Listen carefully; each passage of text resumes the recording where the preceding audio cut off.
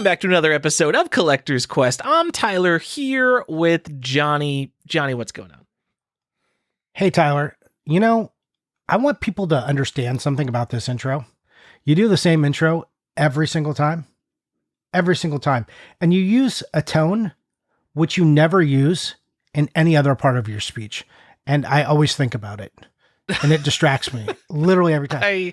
Hey, everybody. Welcome back. I'm just like, what? That is not his voice. Tej, what are you doing? What are you doing to my brain? Is it because, I think it's like a podcast or YouTube video intro, and like right at the beginning, you need to grab the users and you're like, okay, this isn't going to be some kind of low energy video. We really need to hook the kids in. It's like when you're making a TikTok or a YouTube short. Like, you need, like, literally the first quarter of a second to let Gen Alpha know, oh, this video is worth watching. Oh, yeah. No, I get it. I'm not saying you're wrong. I'm just saying, like, it's just the weird tone, like the inflection of your voice. It's never that way any other time. I don't know how long I've been doing this podcast, Johnny. It's not going to change. It's just... I'm not asking you to change it. I just thought I would bring it up because I wanted to make you feel weird. Okay, thanks. I really like the feedback on my voice. Everyone who does any kind of creative anything really likes feedback on like things they can't really change.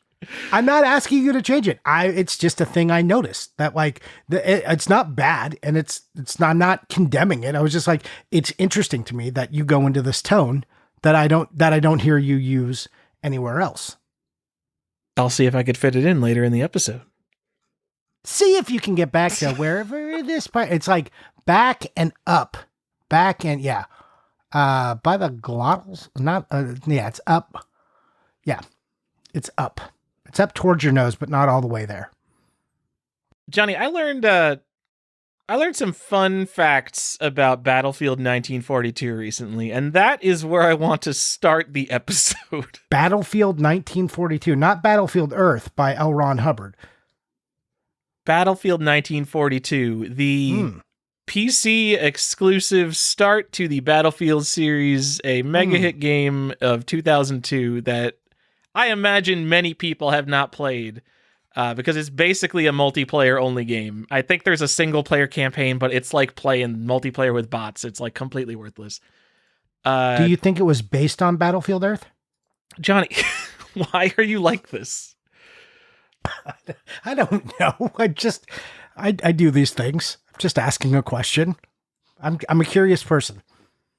I think they bought it.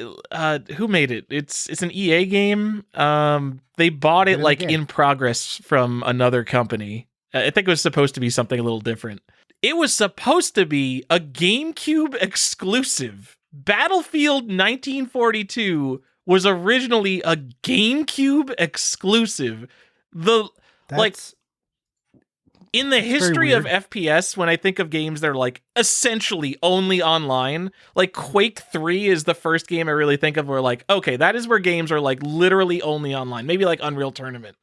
And then Battlefield 1942 is certainly in that era. How could that game have been a GameCube exclusive? Do you know why they decided not to make it a GameCube exclusive? Because they said Nintendo has no online strategy. How did you not know that? Oh, I didn't. Wow. That Nintendo who wasn't real good at being online. I mean, we say that, but there was a modem that you could get for the GameCube. It did have some online stuff. Every one of their systems did go online, kind of. Kind of. This is like a 64-player game. This is like not a joke. Like, I guess like Mario Kart hooking up with LAN is pretty cool, but it's not like you get 64 people in there. I don't understand. Like, I'm not advising it. I'm just saying they have no online strategy. Well, that may not be completely true, but also if you didn't look at Nintendo's history, especially like if you were just in America, what did you think Nintendo was doing online? Like, why would you even think that? How would you even know? I didn't know. Did you know? I guess like this is 2002 is when it came out. So they were probably developing it from like 2000, 2001. So nothing was really online. Like PS2, I don't know when PS2 online came out, but like Xbox Live wasn't a thing yet. So they didn't really know. They just were like, oh, I guess this thing's going to have some kind of modem thing on the bottom. They didn't know it was going to be useless. Yeah, so they just went in blind and they're like, fingers crossed. They've got a real, I mean, I guess at that point they didn't really have any track record. They were probably like, I heard they did some stuff in Japan once. Like, they're going to do it here. Because they like were really progressive and like, you know, on that N64 when the PlayStation came out and everyone went to discs, Nintendo was like, let's please keep doing cartridges. Oh, and then when we gave you discs, let's make them tiny. I guess when you put it like that, you're being facetious, but when you look at Nintendo's online history, they actually are one of the most innovative and progressive companies in terms of putting consoles online with like the Famicom and Super Famicom and all the weird little things they had, like flashcards and the Nintendo Power Service, Satellaview. But as soon as the GameCube launched, you know, oh, Nintendo's the one who hates online. Got it. Yeah, no, I think once the N64 came out, you could see where Nintendo was like, oh, never mind. Johnny, I've got another excellent fact about this game that I think is kind of okay. There was an Xbox port planned. Makes a lot of sense. Xbox Live. Yeah. It was canceled so the dev team could focus on the PC expansion pack, Road to Rome. They canceled the Xbox console port, which would have been a big hit, I'm sure, to make a PC expansion pack. That would never happen these days. And so when I learned that, I was very happy. Expansion packs don't even exist anymore unless it's an MMO. No, and then it's just like then it's like a big deal, kind of, but it's only a big deal for like a month, and then like you wouldn't cancel a full blown release for that. Yeah, that's crazy, especially in that era. Like I feel like in the 2000s, stuff was really coming out and everything. I would be like probably got a GBA port in there somehow. Oh yeah, it would be like some 2D platformer. It would look like Metal Slug. A multiplayer game that like kind of looks like Metal Slug actually sounds awesome. I don't think so, but all right. What kind of game would it be? Well, let's do it. It would be maybe Smash Brothers. Yeah, let's do Smash Brothers. So you're just making like Smash Brothers, like Jump Ultimate Stars or something. You're making a game that already exists. Yep. Great. Yep, except with guns. Check out Duck Game. It's excellent. Okay. Is Duck Game on Switch? If someone gives my Secret Santa, they can get me Duck Game on Switch, and I'll be fine with a physical copy of Duck Game. There's no way. Is this for real? Limited Run put out Duck Game on Switch? Okay. Outstanding. What an excellent segue that you didn't know that you were creating. Because I just wanted to take this moment to talk about limited run games. Oh, wow. Okay. Yeah. Just the inevitable has finally happened. A thing that I think I pitched in jest once a while ago. Hey, GameStop and limited run are now together. Limited run games will be at GameStop. All right, Johnny, when I think of like a pre-order bonus or something, like if I was getting the most basic bitch one that everyone's going to have, I'll probably get the GameStop one. Like that's going to be the easiest one to get. So how could that have anything to do with a company called Limited Run Games? I mean, they sell on Amazon too, so you know. All right. I don't really care. I think GameStop is in this weird and kind of wonderful meme spot. You know they buy Pokemon cards now? Not only do they buy Pokemon cards, they sell Pokemon cards and they send them off to be graded for you. And the funny part is they have a price limit. I don't remember what it is, but like over a couple $100, you can't grade them. $1,500 is for their No. So what will happen is it's up to $1,500. There's like a service that you can pay for extras. I think it's up to like $700 or $1,000 if it comes back. No, it's like $200 and under is the basic service. And then if the card comes back evaluated more than that, then they have an upcharge for you. But that's charged after the card is returned and PSA has given you the financial valuation that your card is worth more money. So remember when Wada went on that show and talked about the price of a game, and like everyone lost their mind because they talked about prices. And they're like, but PSA like fully just gets to give you a financial evaluation of what your stuff costs. That show being Pawn Stars. But Pawn Stars. I mean, yeah, I mean, WATA, all the grading companies do that too, because they charge you based on what they think your game is worth, based on like recent auction sales. I think I remember just making that argument. People were just mad that like, it's like, well, these are the people who are kind of setting the market and like saying what games are. I was always fine with it. I don't care. I just like, I didn't hear anyone batting an eye when I saw that. It's interesting. All these companies that grade stuff are in a really interesting place. Everyone's just trying to grade Pokemon cards, as from what I understand. That is very true. VHS, everyone is just trying to grade Pokemon cards. So if you're sitting there with your sealed PS4 games wondering when your day is coming, it's definitely not today. I'm so sorry to tell you. Stop sending stuff to WATA. Stop buying games to grade. Just buy Pokemon cards. It's true, yes. Just buy Pokemon cards. They're the things to grade, okay? And like, they're smaller. Your life's going to be so much easier. And there's a random gambling element, which makes it way more fun. What's a video game? Oh, I open it up. It's the same thing every time. Boring. I want to pull the gamble is it. The gamble, if it came out of that box and it's going to get a 10 or a 9.5 or 9.8. That's the only gambling that's left.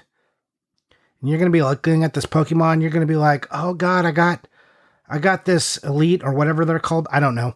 Reverse Holo. I don't know the good cards in Pokemon. EX Holo? Full art little girl trainers. Okay, yeah. Because creepy. Yeah, whatever's creepiest is what's most expensive. Yeah. Yeah, Pikachu looking at his butt. Yeah. Like Pikachu ass up is a very expensive card, but yeah, you're going to get that and you're going to be like, oh, I hope the centering is good. Ooh, God, I hope the corners aren't dinged. You're going to have so much more fun. It is. Just do that. Sending a game to WATA is like, oh, I hope I don't get a 9.6 A+, because that's the most common grade for something off the shelf. Yeah. Just do Pokemon cards. Just stop it with games. It's over, guys. Just Pokemon cards. We found the thing that everyone wants to. GameStop figured it out. Johnny, I don't think you're right, because I think there was one of the big heritage auctions recently, the signature auction. Oh, the thing that went for like $174,000. It might be upcoming because I just saw it get the Clay Fighter. What, was it Clay Fighter? Sculptor's Cut? Oh, was that it? Oh, now I want to actually check because this episode is so late that it has to come out like tomorrow. So we could be maybe a little up to date with some ridiculous sales. Yeah, I think it was 174,000 or something. Oh, see, you saw it. You see, I don't even know what's going on. And you're, I mean, you were on vacation. I had to like do some Tyler stuff while you were gone. I've talked about Pokemon. I've talked about graded games and values. Did I do it? You did it. Actually, it sold 4 days ago for $175,000. Woo! I was close. There was so in the same auction, there was a Clay Fighter 63 and a third, which I have to imagine whoever had that submitted was like, man, I hope someone fucks up and bids on mine. Oh yeah, you know that we're really trying hard to just be like, oh yeah. It went for $2,000. They went. What a winner! They won so hard. It's $2,000 for a sealed Clay Fighter. Not even Clay Fighter. Clay Fighter 63 and a third. That's incredible.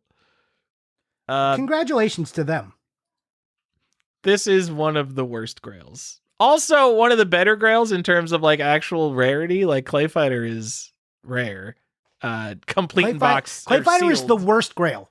Get out of here. But Clay Fighter is not a good grail. It's terrible.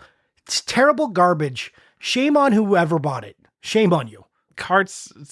I don't. If you got it like really complete in box or sealed, you know, you got the biggest dick in the room, even if it is very stupid. No, you don't. It's terrible. It's a terrible collectible.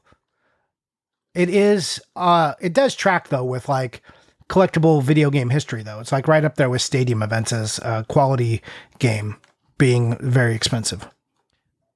This is like multiple times what a stadium events would go for. Isn't that weird? How do we know? It's a weird sale. Hasn't a stadium event sold on Heritage? I don't know. Probably. Oh wait, no. This is the. Oh wait, yeah, no, there has been. No, that was in 2021, sold for 60,000. But then Ryan Main just had a YouTube video where he bought a sealed stadium events. Did he spend $170,000? It might have been like the same price. Man, stadium events is just a way better thing to get for the same price. I understand how rare Clay Fighter is sealed. Yeah, I mean, yes. I mean, you're like, I've got the sealed Clay Fighter, and it's just like, I understand, but I can't imagine paying a premium on that. At least, like, okay. No, look, I would not buy this, Johnny. At least game collectors know what it is, and it's not like you see like Bart and the Beanstalk selling for $26,000 on Game Boy. I'm sure that's a very rare sealed game, but who cares about it? At least someone cares about this. Obvious. Yeah, at least it does have some sort of significance. I'll give you that. All right. Don't spend $170,000 on a video game. No, probably don't do that. All right.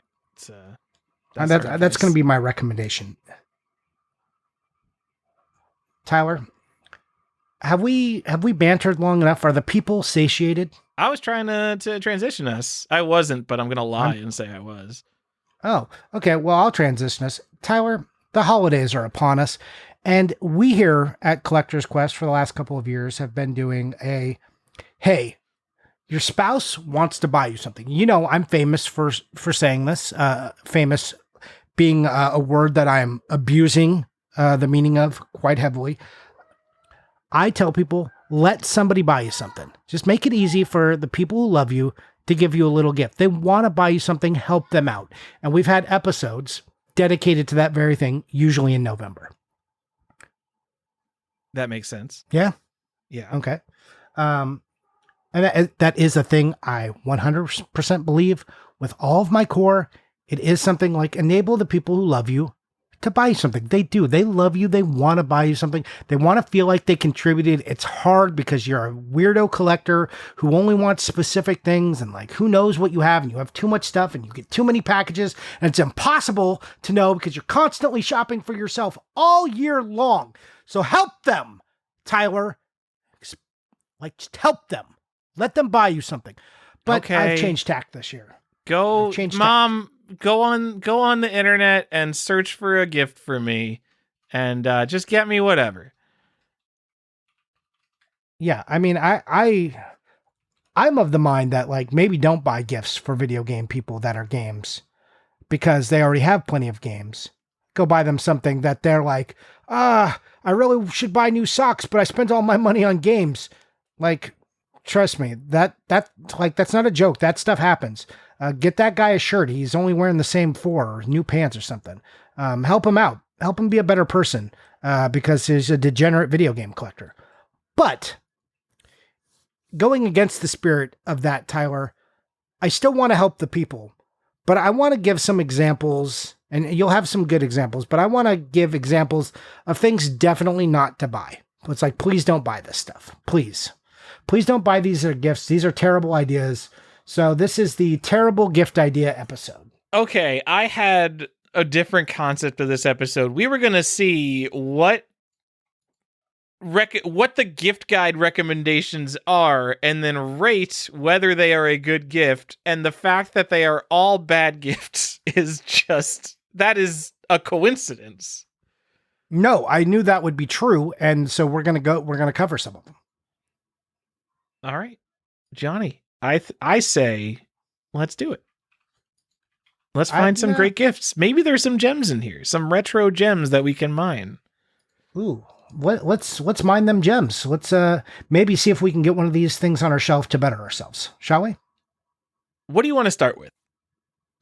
Well, I want to tell the people a little bit about where I'm going to go. I'm going to go to sites like, normally we tell you like, hey, check out iam8bit. There's some stuff that are good for gamers.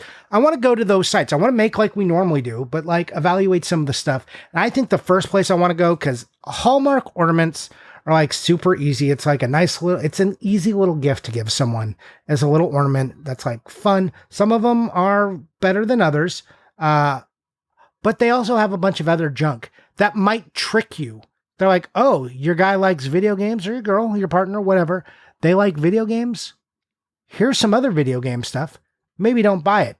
Maybe don't buy that stuff. Maybe just come in and get them that Link ornament and just bounce after that. Don't do any more. There's a really cute Pikmin set right now, 3 little Pikmin. That's a great one. Who, like, if your person loves Pikmin, there's a cute little triple ornament that you can get. It's fun. Okay. It's not too big. It's not too clumsy. It's not electronic.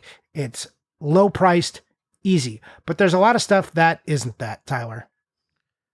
So, would you like to hear my first pick coming from Hallmark.com? And I'm sure other places as well. I mean, sure, because when I usually show me Hallmark ornaments that you love. Like, they got a little NES, they got a little Zelda cartridge.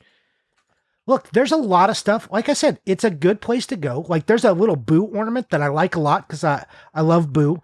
But there is a lot of stuff that is not that. And I'm going to tell you, the first one is a Sonic the Hedgehog pizza cutter with sound. So one, I like kitchen gadgets are obnoxious. I hate pizza. I hate too specific a kitchen item. Like, it only does one thing. It just feels like, okay, unless I'm doing that one thing quite a bit, a pizza cutter, like, can kind of get by. You can cut your quesadillas. You can cut your pizzas with it. Okay. Though I don't know how much utility a pizza cutter has for a lot of people, but it's like, it's an okay thing. But this is like Sonic, and he's like on the head of the pizza cutter, and he's got like his legs are painted on. So it looks like he's running very fast when you roll the pizza cutter. And then it's got like this 8-bit blue pixely handle. And then you push a button and it makes the Sonic speed noise. It doesn't sound nice. So this is even worse. It's a pizza cutter that you now have to put batteries in. Like, am I washing this? And there's battery. Like, this sounds terrible in ways that I can't describe. Also, like, Sonic is like a plastic emblem over the wheels. So they're like, you're going to get pizza cheese gunk up there. It's going to be impossible to wash.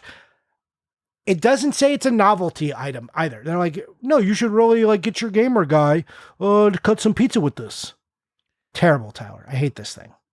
I mean, there's multiple reasons I hate that. First of all, I mean, I don't know about pizza cutters. I've always been fine with a giant ass knife for pizza. Maybe there is. I don't know if there is actually some scientific reason that pizza cutters must be used. Like ice cream scoops, I understand, are way better. But yeah, unitaskers, kitchen gadgets that do one thing. Just get rid of all of them. Most things in your kitchen you could do with like a knife and some utensils. So what are we doing with all these little gimmicky bullshit things? I guess second, unless it like really improves your life, then what? Like if you're just doing it once every like 9 months, like don't buy that item. Don't buy that pineapple core. You're not eating that much pineapple. Yeah. And Johnny, the thing that's like most important with a kitchen gadget to me is how easy it is to clean, because that's the part where it's like, that's like you're forcing someone to do a shitty task by buying them something like that. First of all, no one's going to use this fucking thing. How often do you even use a pizza cutter? You would have to like home make a pizza, or I guess the frozen pizza's not come pre-cut. Maybe you could use it for that. I use a pizza cutter probably once or twice a week. So it gets some use in our house. All right. I'm going to get this for you as a joke. That is guaranteed now. It's probably less than $20. No. I'm fine with my $5 pizza. Like, I just cut my son's quesadillas with it. And we could just use a knife, but since I have a pizza cutter, I use the pizza cutter. I probably don't need the pizza cutter, but I feel like I probably use it because it's there. And I want to justify its existence. So, Johnny, I am not maybe up to date with the Sonic lore. I know they have that weird 3D show now and whatever the 3D Sonic games have become. If there is one food I associate with Sonic the Hedgehog, it is chili cheese dogs. Chili dogs? So what the chili fuck? Dogs. What the fuck is a pizza cut? Like, where's the theme coming from? I don't know. They just thought it would be funny because Sonic's legs move. Get it? Like, see? I hate it. I don't know. Oh, okay. Could they just put him like in a gyroscope? I still hate it. Yeah, it's terrible. But it's a Black Friday sale, 20% off right now. You can. You can get this for the low price of $27 right now, $28 basically, normally $35. So it's also overly expensive. God, I hate this more and more every time I look at it. All right, well, thank you for showing me this terrible licensed product, I guess.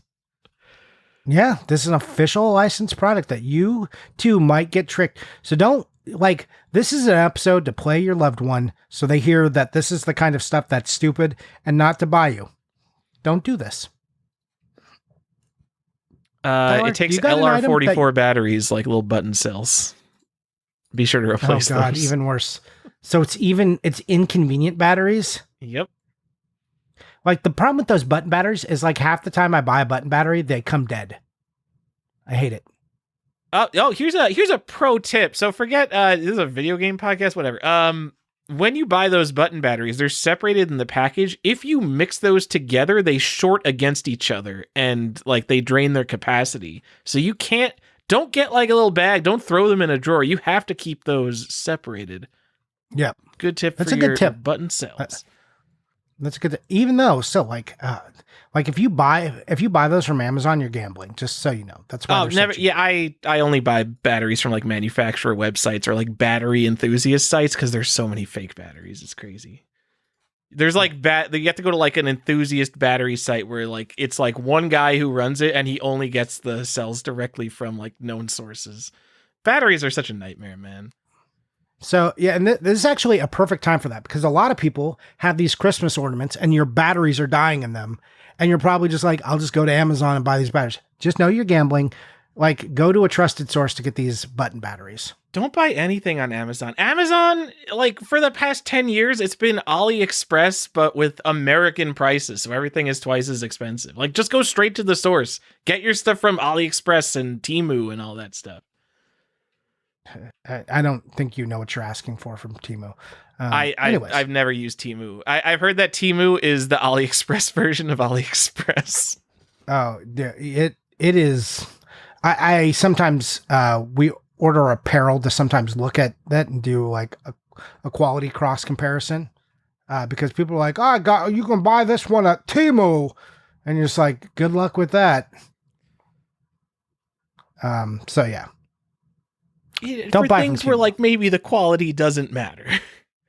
I mean, I just like that in some of their clothings. They've had like little help me notes from the workers tucked in the pockets. That is always fun to see. Yep. What do you expect me to Tyler, do? I was going to let you go to the next time, but I'm just going to throw another one in here. Because I want to kind of make this a broad topic. Just like pizza cutter is fine, but novelty kitchen items, like I'm out on. There's also there's a Sonic grill mitt. So that's an oven mitt for the rest of the world. That has Sonic stuff on it. And that's like fine. Like that. I'm not offended at an oven mitt. Like if your guy or lady cooks a lot, though, if your lady cooks a lot, you might look like a sexist if you buy them anything involved with cooking. So, do with that as you will. Anyways, this grill mitt also comes with a Sonic brand. Do you want to brand your meat with a Sonic face?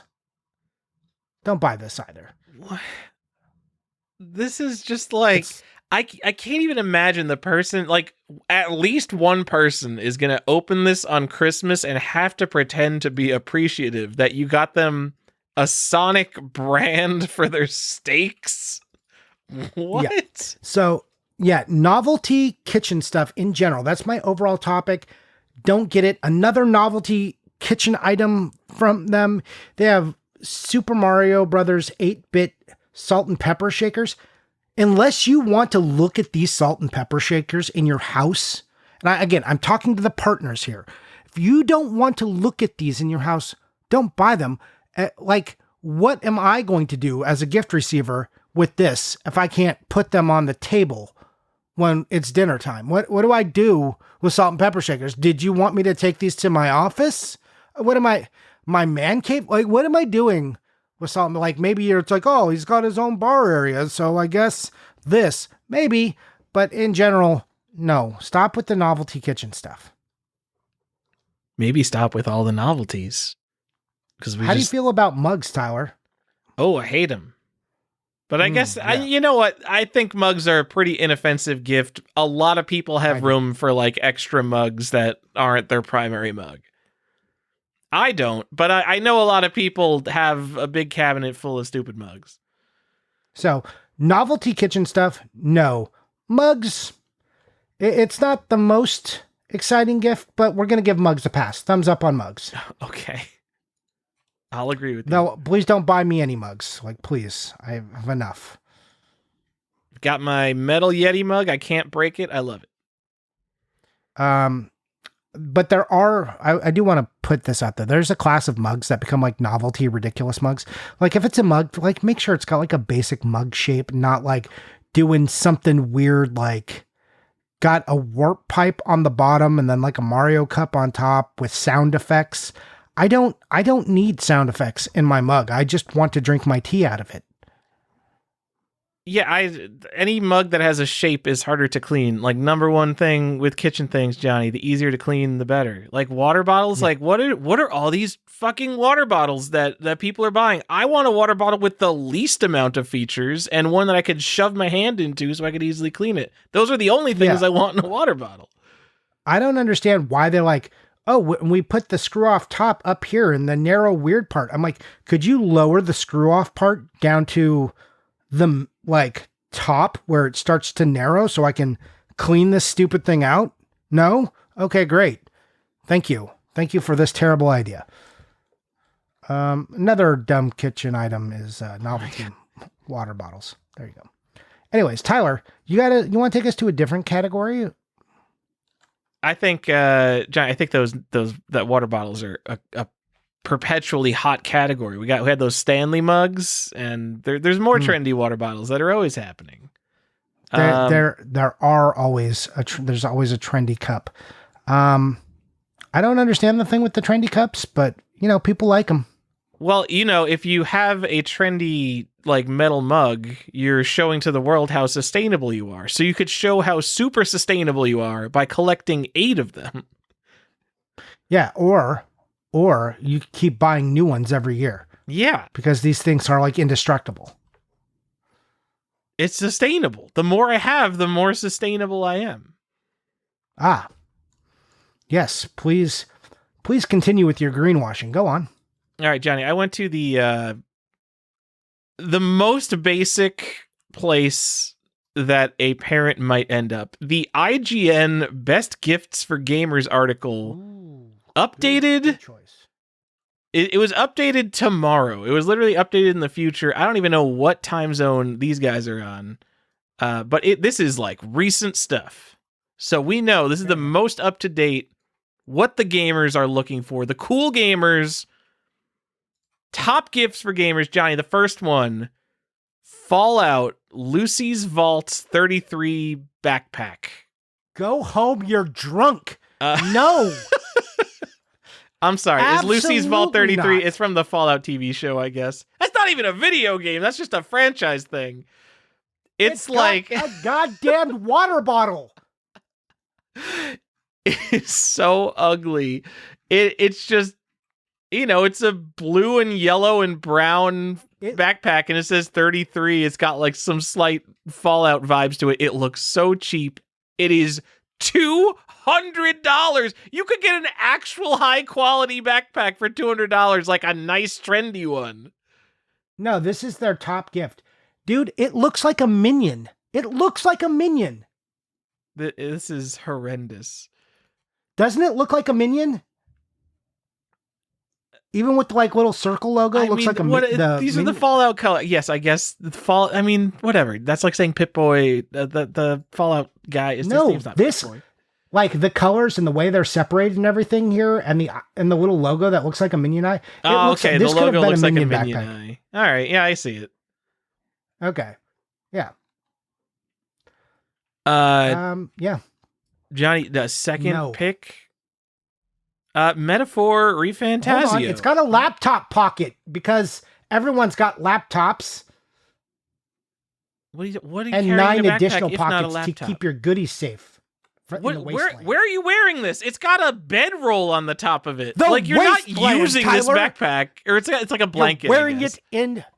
They tell you right in the ad that you're wearing it in the wasteland. Okay. Yeah, but you're keeping your not. goodies safe. You're putting it on a wall. Yeah. Cool bedroll, fleece blanket. It's yellow like a fleece cheap blanket. fleece blanket made under license for Vault 33. Also, like, that would be in the vault. It wouldn't be in the wasteland. Like, you wouldn't want a bright yellow blanket out in the wasteland. You're like, here, come and see me. Like, no. This. Okay, anyways, go on. Number 2's Metaphor ReFantazio. I don't know. That seems like an okay pick. I guess that's fine. That's like a popular game. Number 3, the 8BitDo Ultimate Bluetooth Controller. So a third-party controller. I don't know. Why would you ever use a third-party controller? I don't get, like, this could be a good third-party controller. It seems to have okay reviews, but why wouldn't you just get the Nintendo Pro controller or an Xbox controller for the console you actually want to use it with? Yeah, so I'm going to say hard no on this, especially, again, these are gift givers. Moms out there, if you're hearing this, sisters, brother-in-laws, people who aren't collectors, and you're hearing this, don't buy this. This is, it's nothing against this controller. I hear it's actually pretty good, but unless they have a use case for this, they don't want this. Buy them an Xbox controller. Controllers are a good gift. Everyone can use a spare controller, but this is like you need to know what this is for. And if they haven't said, I need this specifically, stay away from these. And on that topic, stay away from any knockoff controllers in general. If it's not from Nintendo, from PlayStation, from Xbox or Sony, Microsoft, don't buy them. Okay? And if it's got a wire on it, probably don't do it either. Can you still buy wired controllers? Yeah, they still make like those cheap ones that sometimes have a wire on them. Where do you even plug one in? If you're using like a Switch, there's nowhere to even plug it in. I guess the PlayStations and Xbox have USB ports. All right. Yeah. Johnny, I have a sad question. Do people play local multiplayer really anymore? Maybe. I feel like what did the children do? I'm imagining the children jump on Discord and play online games. Yeah. Because that's what I do. Yes. I miss the days of playing local multiplayer, and I have actually found it a little bit hard to find good local multiplayer games compared to a good online game.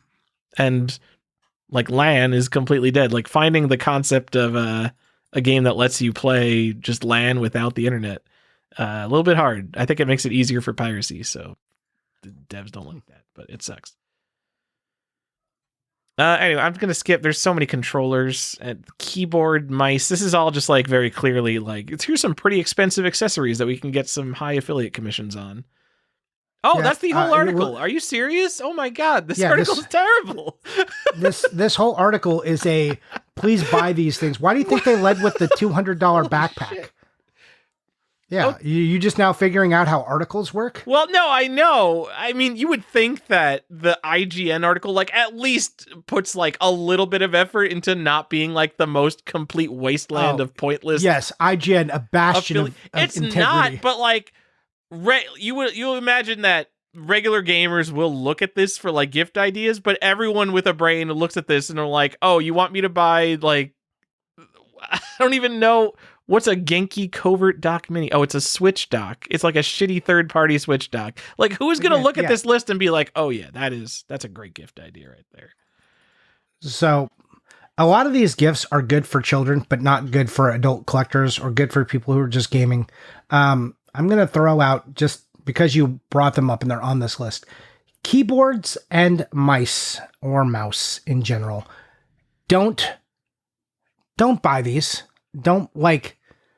The people who want an expensive keyboard or a keyboard, people are too particular. They use it too much to just for you to pick a random one or some site recommended. Unless you really know what they want, stay away from these. Like, I don't care that it says Logitech on it and they're a trusted brand and maybe you've seen their name before. You don't know. Maybe they want a mechanical keyboard. Maybe they don't want a mechanical keyboard. Maybe they want an expensive Razer gaming mouse that's got weights in it that you can adjust and like trigger sensitive. Maybe they want all this stuff, but maybe they don't. So it's too particular an item to pick. So just stay away from these because some people like you, Johnny, are incorrect, and you will only use a full-sized, like 105 key or whatever keyboard, which is too many keys. I work with a number pad on a daily basis. And you have to move your hand all the way over to that number pad because it's not just under your fingers. Tyler, it is far more efficient to use a number pad than shift and like hit keys up top. What are you talking about? Not at the top. You have to have like a 36 key keyboard with like 3 keys for each finger. And then you hit like a modifier key and then it turns some other Tyler, keys. You sound so stupid to me when you say things like this. You gotta move your hand all the way over there. How is moving your hand efficient, Johnny? You gotta look down. And... Usually I know I'm like typing in large strings of numbers that I want to put in. So like my hand is already resting there and I'm just doing all of the work. I need a number pad. See, this is why you can't buy keyboards for people. Yes, exactly. I mean, also, obviously. I don't like a really loud clickety-clackety mechanical keyboard. I don't like the distraction of the sound. I hate when people around me, like 3 people have mechanical keyboards. It's like, cut, cut, cut, cut, cut. You're just like, oh my God, shut up. I'm trying to think. It's like, I don't need it to sound like the Washington Post in 1972. Okay. You have people bring clicky keyboards into work? That feels like pretty rude. Considering if you have a mechanical keyboard, you are enough of a keyboard enthusiast to like know how annoying it is to hear someone else's keyboard to just get any of the billion switches that aren't clicky. They're young and they think they're hip. I don't know what's going on. It's just like, please stop it. I need everybody to know that my keyboard is better than theirs. I don't know what is more annoying, loud keyboards or keyboards with LEDs on them, like flashing randomly. I can't decide which I hate more. I'm going with loud, Johnny. But I also don't want they're both LEDs. So hateable. Yeah, they're both real hateable. Anyways, and this conversation illustrates why you shouldn't buy those things. Anyways, keep going. What else you got on this list for us? I can't believe how bad the list is, John. It's so, like, literally the top pick for a PlayStation gamer is a DualShock, or a DualSense, I guess they're called now. Top pick for an Xbox gamer is the Xbox wireless controller. Like, hell yeah, I'm weighing the Xbox wireless controller, but, like, did I need that to be on a gift ideally? Why is the top pick for all 4 categories a fucking controller? The top pick for PC gamers, the Scuf Instinct Pro controller. Yeah, this is an incredibly lazy list. They're like, again, then they put like headsets on here. Again, you don't know what kind of stuff they're into. Ooh, here's a particularly hateable one. Like, again, don't earbuds, over the head ear cups. Like it. The problem know what they with, want before you just buy this. I mean, the problem with this is that like these aren't the best thing. These are the things that they get the highest commission on. A lot of these are from like the IGN store and shit like that. Like, what? All right, I thought this list would be more interesting to go through. Like, I thought they would be given some like stupid. This is the problem with the internet. I thought they would be giving like bad recommendations. Like someone genuinely put thought, like a little bit of thought, into making a list of bad recommendations. But instead, it's just the same AI generated affiliate link spam you just get all over Google already. Yes, but this is perfect because this is exactly what we don't want our loved ones buying. Because this is, if they do a search, this is the garbage they're going to find. So it's our job to tell them, no, don't do this. We don't want this. Or just to tell people how particular. Like, I don't love earbuds. I would rather have over the head headphones. So like, again, unless you know specifically, don't buy this. Like, Unless, like, let them have an Amazon list where they've picked out their exact one. Also, people are so weird about their headphones and like what the audio quality, like, don't. There's 1,000 videos that just came out this year about the best new headphone. Then, like, you don't want to step into those waters. Here's a particularly ugly thing they added, though. For Xbox gamers, a Master Chief controller stand, because everyone needs a dumb controller stand. What is a controller stand? I guess if they love Halo. Terrible. It's pretty dumb. Johnny, is it possible to find a legitimate gift recommendation idea list anymore?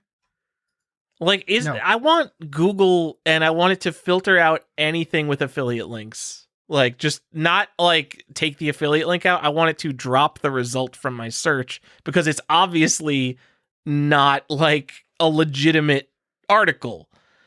Because like you go, I mean, obviously if I just look at like best gamer gifts on Google, like it's not even like I have to pick and choose to find a good one. It's pages and pages of just nonsense. And no one has put any thought into any of these lists. I imagine if you go to like YouTube, maybe you might find some genuine recommendations there because at least there are just like regular real people and not everyone's going to click an affiliate link on YouTube. But I imagine still on YouTube, it's going to be a bunch of things like, oh, check my description for the affiliate links to all this stupid crap. Man, so here's how bad IGN has gotten. There is a best gift card list to give out this holiday season, all with affiliate links, baby. I don't need a list to tell me that Amazon and Target and Apple are places I could buy a gift card from. Are you kidding me? Yo, but they're going to make 0.25% on those, man. So go buy a $500 Apple gift card. Give IGN that $2 or whatever. Yeah, please. Yeah. Anyways, there's a lot of egregious stuff on here that they just, we're never going to get away from. For the PC people, they're like, get an Elgato Stream Deck. Okay, an Elgato Keylight.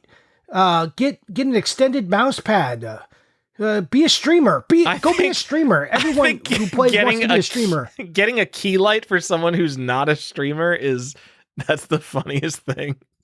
Yeah. I got you this. Like, I'm a gamer. I like to sit in the dark. Why would I put this giant light on my face if I didn't have to? Oh, put it over your keyboard. You can see the keys.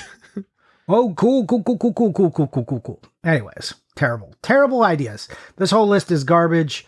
Yeah, if you want gift cards and controllers, IGN has the list for you. And then like a couple of like games. Oh, they recommend some memory for your PS5, which I guess sounds fine. Except you don't know if the person needs that. That's like a weird thing. Just go buy someone some memory. You know, I used to wonder, like, how useful are the Collector's Quest gift idea episodes? Because it must be so easy to find gift lists for people into stuff. And like we did put actual effort into like finding like a couple things that are like a little bit off the beaten track that are like interesting things to buy. And I didn't realize like, oh, no one makes genuine gift recommendations. These are all just scams, basically. So we were providing a great public service, and this year we're doing a 180 and not providing that service, Johnny. So I'm feeling great about that. We're telling people that there are traps out there and to avoid them, and then like you can literally recycle the last one we did, and all those things are probably still fine ideas. Johnny, do you want to go to a trusted source that was purchased by the New York Times and made worse, even though it was already... No, it was pretty good. The Wirecutter. I used to think the Wirecutter was actually pretty good. I would recommend it to my parents. I'm like, listen, every review site except for like Artings, they're not actually reviewing shit. You got to go to the Wirecutter because they do actual reviews. And maybe you could find the best thing, but it's been on like just a downhill slide for years, especially since New York Times acquired it, and now it's basically just like affiliate blog spam, like plus with like a little bit of a personalized recommendation for my affiliate blog spam. Yeah, it used to be nice that they had like, I mean, they still do. They tell you their whole methodology and stuff for like how they arrived at this, but this Christmas list is not. I don't know what evaluation they did other than how much profit do we get if someone clicks this link. Johnny, perhaps you might like, this is the top 20 best gifts for gamers. Updated October 30th, which is weird. You would think they would just like put a bullshit update just to make it like higher in the search results or something. An updated old favorite, the PlayStation 5 Slim. Perhaps if someone already has a PlayStation 5, you can get them the $500 same thing that's in a sexier package. Ooh, yeah, let's do that. Or the second one, Johnny, perhaps they would like in 2024 an Xbox Series S. Hold on. I just want to refer back to the title. The 20 best gifts for gamers? Who is buying an Xbox Series S now? Xbox as a brand is like, it's immolating. It's going away. Wirecutter, I hate you for this. How far you've fallen. Wow, get your Xbox Series S for Christmas and just say like, wow, I can't wait to see all the great new games that are going to come out for the Xbox Series S in the coming years. Here's the insane thing. I thought the IGN article was the most low effort bullshit thing I've ever seen until I opened the Wirecutter article, which is somehow worse than IGN. Johnny, guess what the third gift idea is? A Nintendo is? Switch. It's a Nintendo Switch. Yeah. The gamer guys. So the gamers, they actually like these game consoles, the things you play games on.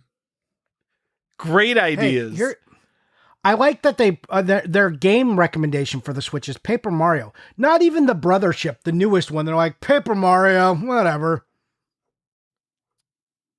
Yep. Oh, hey, Prince of Persia: The Lost Crown is also on their list. I'm not saying that that's a bad choice for people, but again, it's fine. But this game, they're like selling for $40, has been on sale for like $15, so this is not a good choice.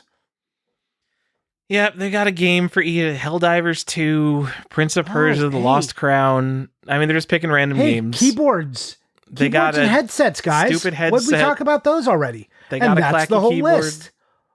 They recommend, and by recommend, I mean it's probably like the most recent, relatively expensive book that they have. Oh, don't get a Steam Deck. Get an Asus ROG Ally X.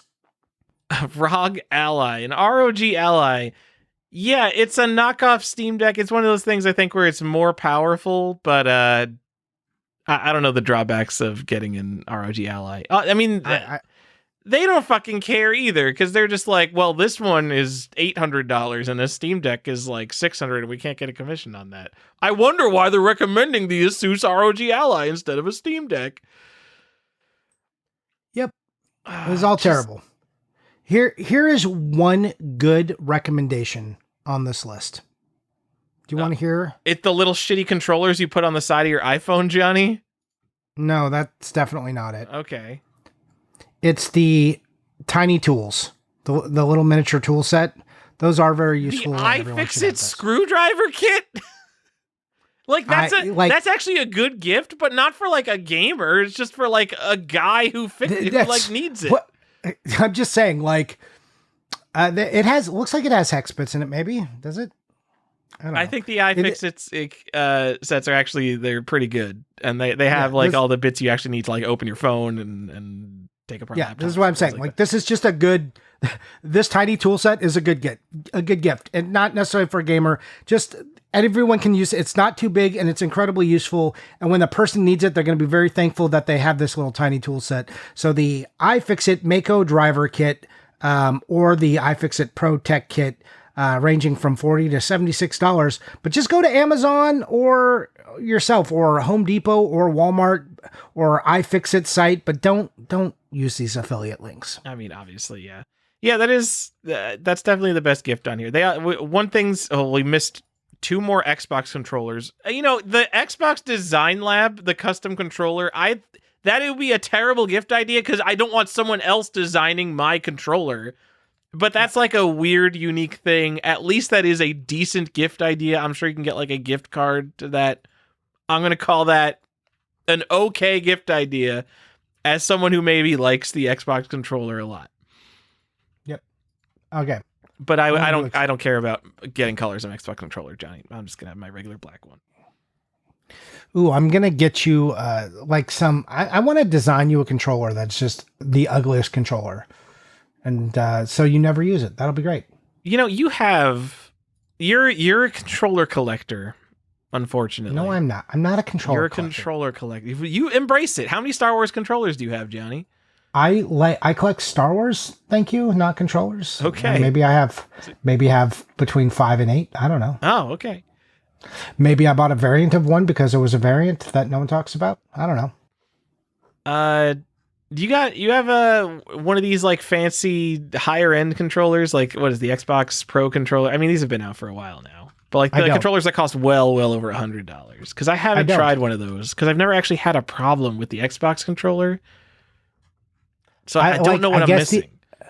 Like someone gave me a 360 controller that had like one of the custom ones that had like paddles on the back, and I was just like, this is a little less comfortable. So I just went back to I don't need more controls like that. I just care about like how good the buttons feel, how good the D-pad feels, things like that. Yep. And I mean, these are like a lot of these controllers are specifically for people who are playing FPSs and they need that kind of precision because they got a pwn noobs, I think. Is that what the kids still say? I don't know. Oh, they actually made a great controller for that. It's called a mouse. You could pwn so many noobs with a mouse. Well, then let's do it. Yeah, man, these were terrible, terrible gift ideas. Thanks, IGN and the Wirecutter. This is the state of lists today.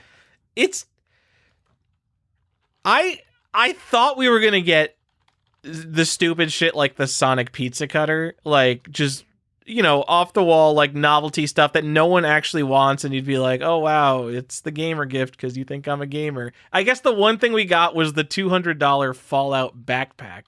But the other things were like, I don't know, how about a game console or a controller for a game console? It's baffling how bad it is. It is remarkable. So there are other lists out there. So I've got a few others to throw out there. You can just tell me real quick. We don't have to like fully analyze because I think we've hit a lot of the categories of like stuff I want people to avoid. But just tell me, how do you feel about a cushy footrest as a gift for a gamer? If they're like a PC gamer. If they're a PC gamer? Yeah, you want a footrest? I mean, these are terrible gifts for collectors. That's like, these are terrible gifts. Don't get any kind of furniture for anyone. Just don't get anyone a gift that they haven't asked for or they don't specifically want. What is it, like an under-desk footrest? Yeah. So here is one. An LED sign of any type especially one that looks like a controller. So I'm looking at one that is a solid D LED dimmable neon sign. And this thing is awful because it's shaped like a PlayStation controller. And on the left side, it has what looks like an analog stick. And on the right side, it's got a D-pad. Oh, I love that. I love when they're the knockoff controllers. I think that's funny. And it's gigantic. Just in general, don't buy LED signs, like all these things. Oh, blue light blocking glasses. Collectors don't need this. I'm going to go ahead. Popular Mechanics put this out there. The no rinse cleaning gel that you can get to like clean keyboards. Everyone needs a little bit of that cleaning putty. So I'm going to go ahead and say that's a good one. I'm going to say no rinse cleaning gel. Just take your keycaps off and like scrub your keyboard down a little bit. What are you talking about? No, that it also gets like in between your controllers and stuff. Yeah, I like that gel. Okay. But you can only use it like a couple times and then it's like... I imagine. Here is one I know that you like that Popular Mechanics is recommending. It's Dark Horse Books, The Legend of Zelda Encyclopedia. No! How can they recommend that? They've not read it. They've not read it. They're just looking at it and they're like, look, it has so many pages. It's Zelda. It looks like a cartridge. Hey, yeah, don't buy random game books. Like that. Some game books are really fine. This is a particular hot button for Tyler. Not that one. Some are pretty good. I like books about games, but go to a site that we've talked about before, like I Am 8-Bit, like people who specialize more in these gaming books that are interesting, like Hardcore Gaming has some good ones. Go to those kind of places. Hey, in the year of 2024 moving into 2025, do you think everyone needs a media remote for their PlayStation 5 or Xbox? Yeah, no one has their flow figured out yet for how they consume media in their own living room. They probably need a remote. Yeah. And they also recommend vinyl soundtracks. And these are, I think if someone really is into vinyl and they also play video games, collect video games, I think vinyl is a good collectible. I think it can be a good gift. I think that those are okay. I think it's hard to go completely wrong with that. If they have a record player and they're like, oh yeah, that's cool. I think you can do all right there. So yeah, I mean, it's easy to store, especially if they already have a collection, and you're probably going to get them something they don't already have. Yep. So yeah, I think, yeah, it's a fine thing. If you know they already collect that stuff. If they don't, then it's just going to be like more crap they got to store somewhere. Yep. More controllers, more headsets, memory cards, more memory cards, more SD cards. So it's like memory and storage is like what they want you to buy. But again, these are like very particular things. Specific games are fine if they want the games, but don't just like randomly buy an RPG for someone who plays FPSs. Don't just go buy Madden 24 because it's on sale for like $24 right now at Costco. Like, yeah, that is an amazing price for a $70 game right now that's like current and the NFL is going on right now. That seems great. But if they don't play games and if they are a Madden player, they probably already have that one. So it's like, if you're trying to get someone into those games, that's one thing, but it's like, be careful. It's so easy to fall into a trap. And that's usually why I point people to more niche items, more thoughtful items than just going to Best Buy and picking up the top 10 game list and slapping it down in front of your collector. Especially collectors aren't necessarily playing. So like these can all just be traps. Johnny, should you get a t-shirt with a bunch of different silhouettes of controllers that says select your weapon? No, but that's a great topic to bring up. Hey, thoughtless apparel is what I like to call this. If it looks like it's printed or it can be bought on AliExpress or probably at Target, don't buy it. If you want to buy them like a cool, like button up or something, I like button ups. If you brought me one that was like really interesting and more niche, then I might be interested in that. But if you went to Target and bought me a hoodie that said Control Freak and it's got like 10 controllers on it, I don't want that. Can I buy this t-shirt that says, I went outside once, the graphics were not so good? No. Also, in the same vein, any stupid signs that say, can't hear you, I'm gaming, or anything like that, or don't knock, I'm gaming, I'd rather be gaming is life, all of that bullshit. If it looks like it should fit on a motivational poster somewhere, don't bring in weird posters and signs. Like, gamers, you know what they need? They probably need better display stuff for their games. They don't have room to be hanging art up. Give me a break. What about, I'm not procrastinating, I'm doing side quests. I paused my game to be here. My perfect day: eat, game, sleep, repeat. Get it? I'm on the Etsy. This seems like an auto-generated list, but it's like Etsy gifts for gamers, and it's just a deluge of this stupid shit. A lot of candles, like just generic candles with funny in quotes labels. Just like tears of my enemies is like a candle. I don't know. I'm on Amazon right now looking at gifts for gamers. And there's a metal cup, these generic metal cups that you can get. And it says, play games. I'm gaming. Do not disturb. Socks that say, I'm gaming. Do not disturb on the bottom of the socks. It's a gamer happy place pack. You can get all these things. How about a collectible coin that says funny flip coin for a game lover, boyfriend, girlfriend, Valentine's Day gift for son, daughter, husband, wife, sister, brother, gamer friends. One more game. Time for bed. Okay, I've got a good one. Okay.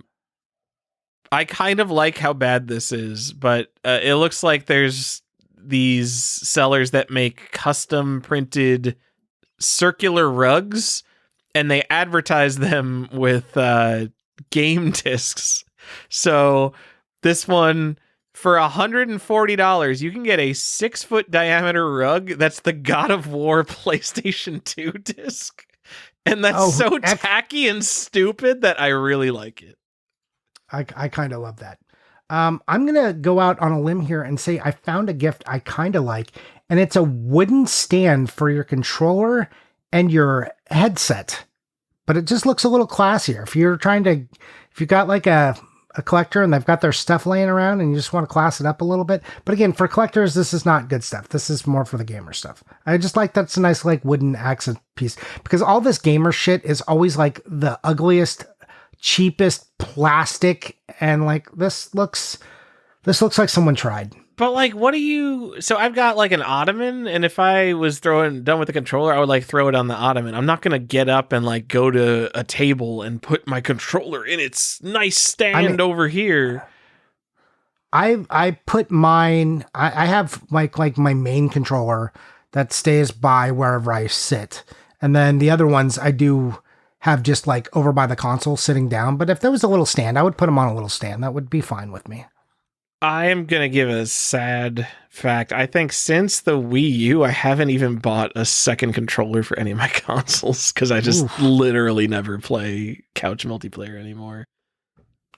Ooh, that's rough. So I did also ask a few people to give me bad gifts they've gotten, just to kind of tell people some things to avoid. Any third-party controller, that's one that's mentioned. These new like plug and play systems like that look like Ataris. Like, no, these aren't collectible. This is not fun for collectors. Don't get them these things. Coasters that look like video games. Don't do it.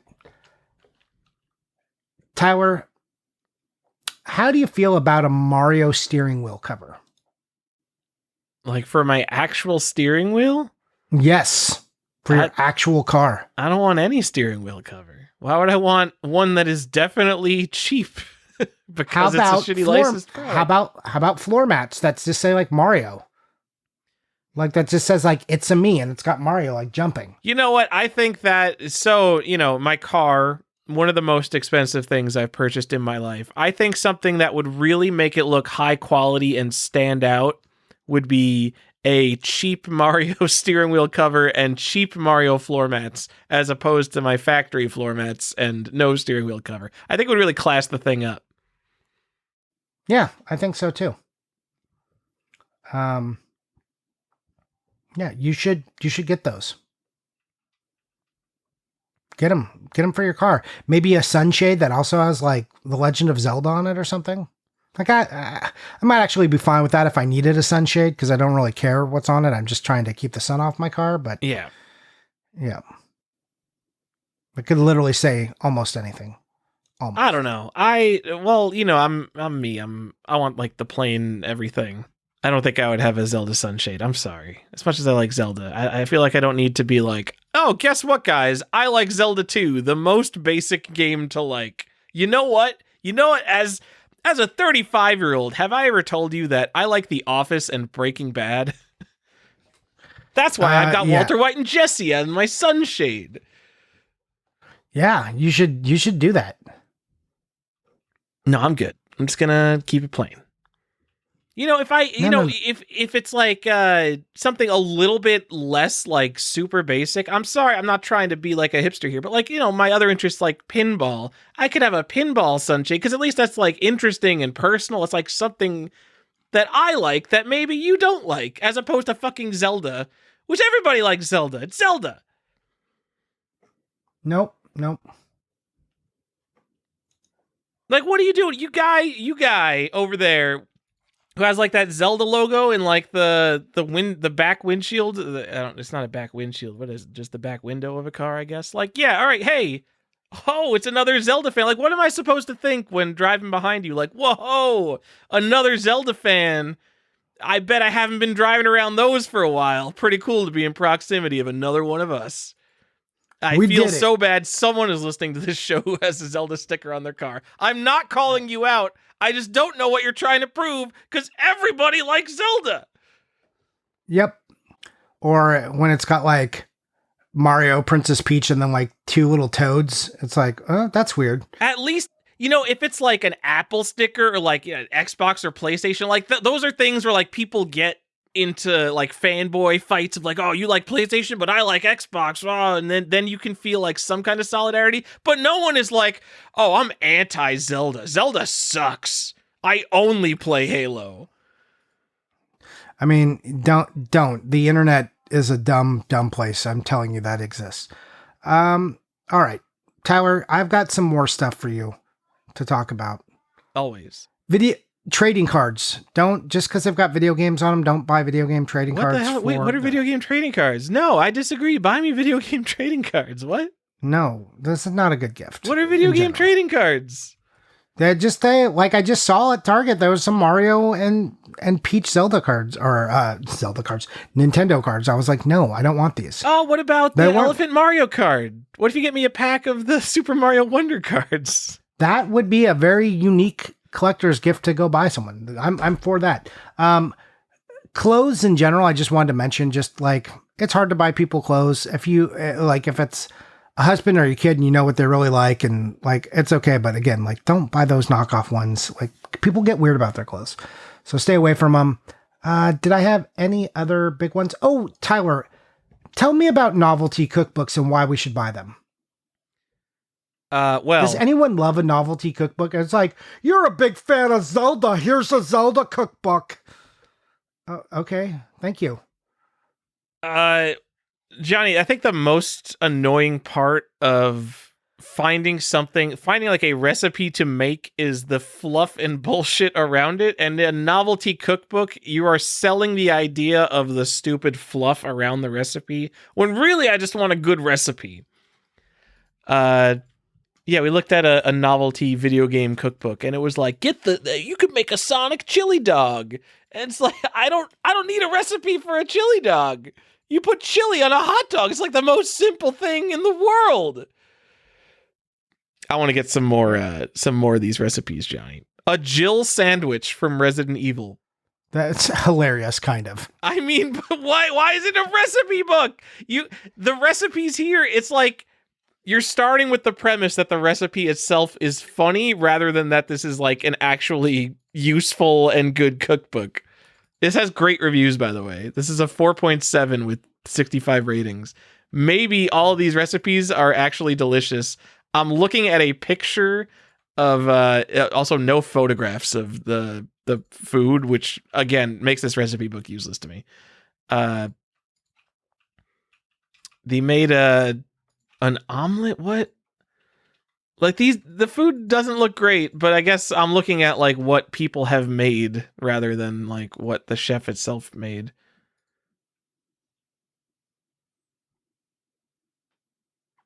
The Jill sandwich is a ham sandwich. Someone who gave it a 3-star review is like, what the fuck? It's, lazy. lazy. All this stuff is like lazy. I can generate it and stick it on Amazon. So just like one huge caveat, just for everybody, anything that has kind of generic video game iconography on it, like if it's just a fleet of different controllers that aren't even to a specific system and they all like look different, but they put it on like a piece of luggage or a shirt or a backpack or anything like this, a water bottle, like they do this thing and it's like, these look like video games printed on everything. Don't like, that is the worst, because it is just so nondescript, non-personal. It's just like video game. You're just walking into a room shouting that, and please don't do that, especially if you care about the person, because then they like might wear it or like try to use it. Like there's a lot of backpacks that are just like red and blue because that's like the Nintendo Switch colors that first came out. You're like, okay, cool, great, okay.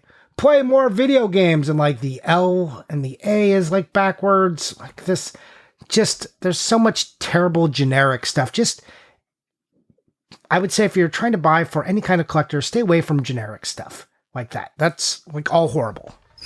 Any disagreement on that? No, but then I can't buy any video game collector's editions anymore. Well, those are for specific games usually. So, like if you were going to buy me a luggage tag, buy me a Zelda luggage tag. Don't buy me one that's got like 6 different controllers on it. Please and thank you. Johnny, I've got one for you. It's video game adjacent. Okay. It's the Pokemon trading card game Classic. It is, I can't, do you remember the Magic the Gathering World Championships decks from the mid-90s? Yeah, is this the whole base set, the reprint of the base set? It's not. It is just 360 card decks. So one featuring Charizard, one featuring Blastoise, one featuring Venusaur. Original MSRP, $400. And the cards are not tournament legal. They're like fake back cards. So it's like $100 per fake deck. These decks, I bought these decks. So the Magic equivalent of this, I was buying them for like $15 at the flea market. Man, Pokemon is out of control. By the way, this is marked down from $400 to $250. I can't imagine why.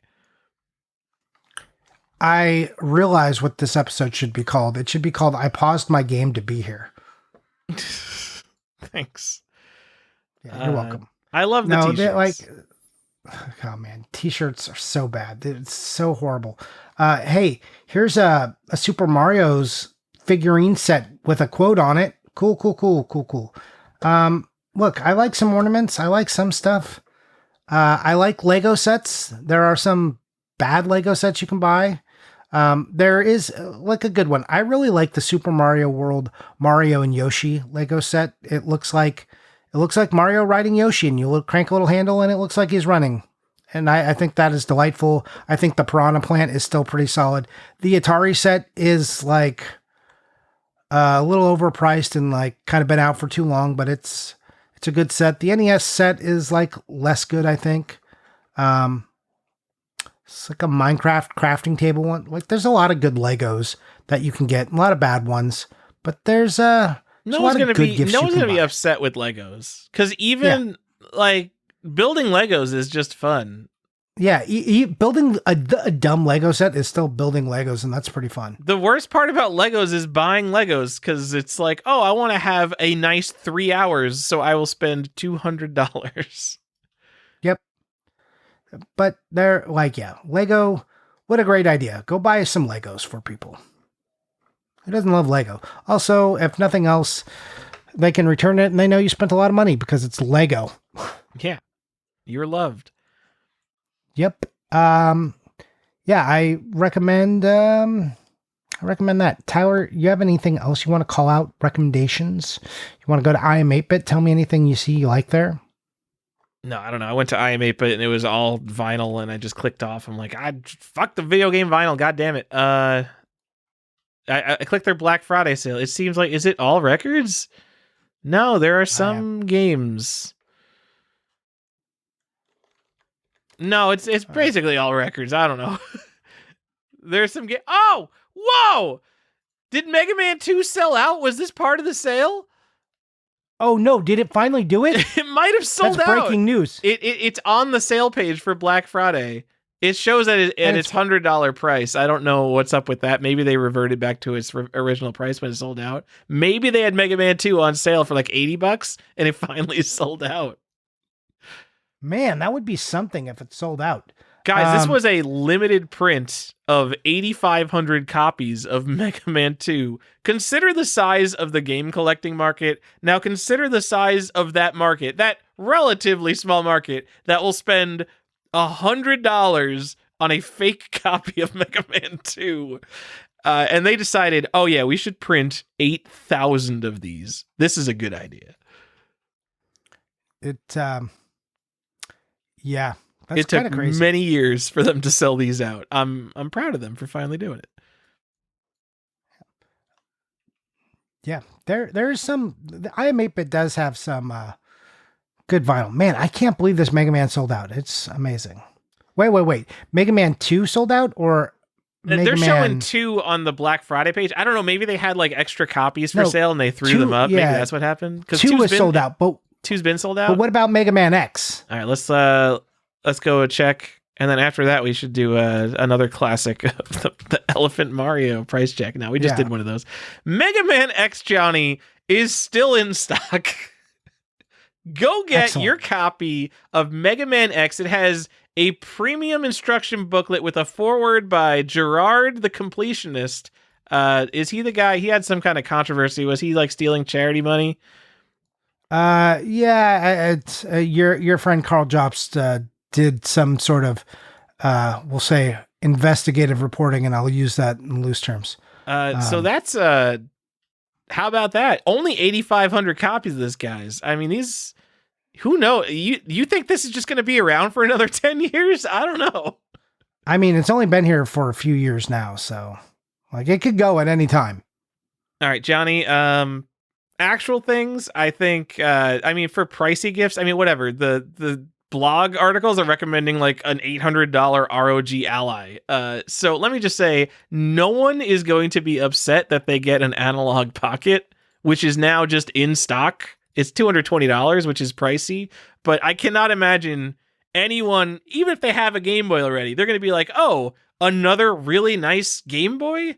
I'm in. And you know what? Based on our Discord, the people who already have Analog Pockets might be like, oh, they made an Analog Pocket in a cool new color? I'm in again. So just get someone an Analog Pocket. I didn't have to buy this one. Yeah. Also, the Analog Duos are out. The N64 ones are out of stock, but you can still get the TurboGrafx. But you know what? Those are more niche gifts because you got to hook them up to a TV and they got to be into that console. Everyone's into Game Boy, Johnny. Here's my off the wall pick for a gift. Okay. For people. Buy them like really nice and very precise microfiber cloths and cleaning solutions and Swiffers. Like get them some stuff to dust, because all these collectors, you know what they have? They have dust. They're collecting dust on all of their stuff, and they could use some tools to clean it.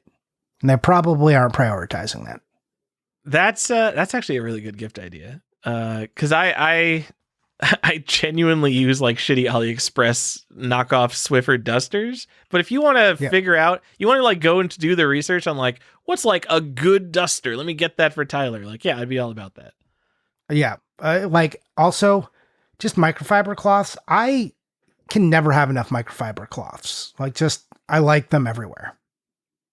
So, I mean, they're really useful. Paper towels leave like weird residue. Don't use paper towels in your stuff. Also, I wear glasses, so it's like, please, just everywhere, please. Get people some isopropyl, I can never say that word, alcohol, so they can clean their glasses, and get some good screen sprays and stuff that's safe for electronics. Like do some search on like things you can clean stuff with. That's safe for plastics and cardboard, and you will these will be useful items. That's my big pick of the show was get dusting stuff, get stuff to clean, and nice boxes, man, get some really useful boxes. Oh yeah, really useful boxes are really good. But I like having them all the same size. So if you're not getting my size, like I don't want it. I have 2 sizes of really useful boxes, so make sure that if you're getting someone into the expensive, really useful box ecosystem, Well, actually, for us, there's really like one size that's really good, right? Is it the 17 or the 19 liter one that's perfect for DVDs or CDs? Yeah. All right. Never mind. So you don't really have to think about it. Just get them that one. There you go. I mean, we're kind of breezing through this, but really useful boxes are very expensive, but also high quality, very easily stackable box that doesn't have a curved bottom like many totes do. So it perfectly fits, I think, 40 DVDs, maybe 20, 24 NES games. It's just a really good size for media. If you want to spend a lot of money on your boxes to store them. And it's single layer, so you can see in it. It's clear, so you can see all around the sides. And it is stackable. Yep, I stack them like 15 high. It's crazy. Yeah, they're great. Can't recommend them enough. And they're like thick plastic, so you don't need to worry about them stacking. They're not going to collapse in on themselves. Yep. They're also good if you've got a vinyl collector. There's a size for vinyl, 2 different sizes for vinyl. Also great. So yeah, really useful boxes are really useful as it turns out. So Office Depot is a place you can find them, and the Container Store I've had success at. Yeah, I got all of mine on Office Depot because they constantly have 20% off coupons. But I have overstocked on these so much, I literally just don't need any more for the rest of my life. I emptied them out and I reorganized my stuff. I must have 50 different really useful boxes. I have so many of them. Yeah.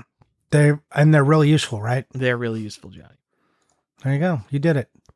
So I don't have more that I really want to recommend. It was more of like just want to issue cautionary tales. Stay away from repro garbage. If it comes from China, just don't do it. If it's just random stuff printed on random objects that just say games, you don't need to find them that stuff. Just don't. They would probably rather have anything else. Like a Jill sandwich. You know what, Johnny? I think, at least in my life, there are a lot of people who don't need more stuff. I don't need more stuff. You don't need more stuff. Something everyone can be happy with is a whole bunch of foreign snacks. Just get them just like a bunch of Mexican snacks or Japanese snacks.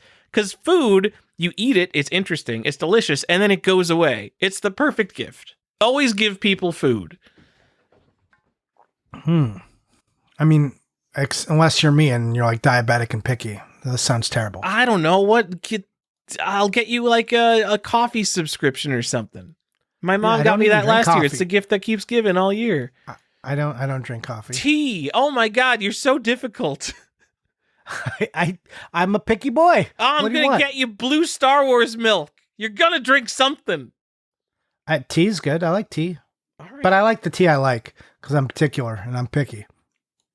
Don't buy me anything. That's the other thing. You don't need to buy me anything. I'm okay. I have so much stuff. Just give me a hug. The point is that food is a good gift for people who are like, oh, don't get me anything because they can eat it and then it's gone. Yeah, I do like beef jerky. You know what? Give me a beef jerky subscription. Delicious. So you got to get something like that's expensive that they wouldn't normally buy for themselves, like nice beef jerky. Exactly. Perfect. Yeah, that would be great. Don't get wine because, like, my parents, they had like my mom had a job where like she got wine all the time from her customers, and then she just like she doesn't drink wine, so she literally had just like 200 bottles of wine that piled up over the years. So don't get wine because that's not something that goes away. That's something that people just store forever. Yeah, I got a really good box of licorice once, and it was like licorice from all over the world, not black licorice because gross, but red licorice because the person knows my taste there. And I was like, oh, this is delightful. Look at this little licorice box I got. Johnny, what the fuck? I just said foreign snacks and you're like, oh, I can't, I'm diabetic. Don't get me foreign snacks. Now you're telling me how great your foreign snacks are. I am remembering a thing I got related to what you said. I am going to get you a worldwide licorice bundle thing now. I'm looking right now on the internet. No, don't. I already had one, and I did it once, and it was fine. I sampled a bunch of licorice, but I don't need it again. Beef jerky. Stick with beef jerky. All right. And also, you don't need to buy me anything. We don't need to buy each other. What if I get you as the Secret Santa, though? If you get me as a Secret Santa, then you have to buy me something. That's different. Okay. Waifu Uncovered 2 is out, I think. So, oh my god. No, so it's so funny. We just filled out. You sent out the Secret Santa things, and you have to put out a thing. And even though we're like guys who collect old video games, you don't want it to be too hard for people to shop. So you basically limit it to the current generation of games. As a general guideline, if you know the person and you know how to do it, then if that's the case, yeah. If you get me for Secret Santa, just get me some PC game no one has ever heard of.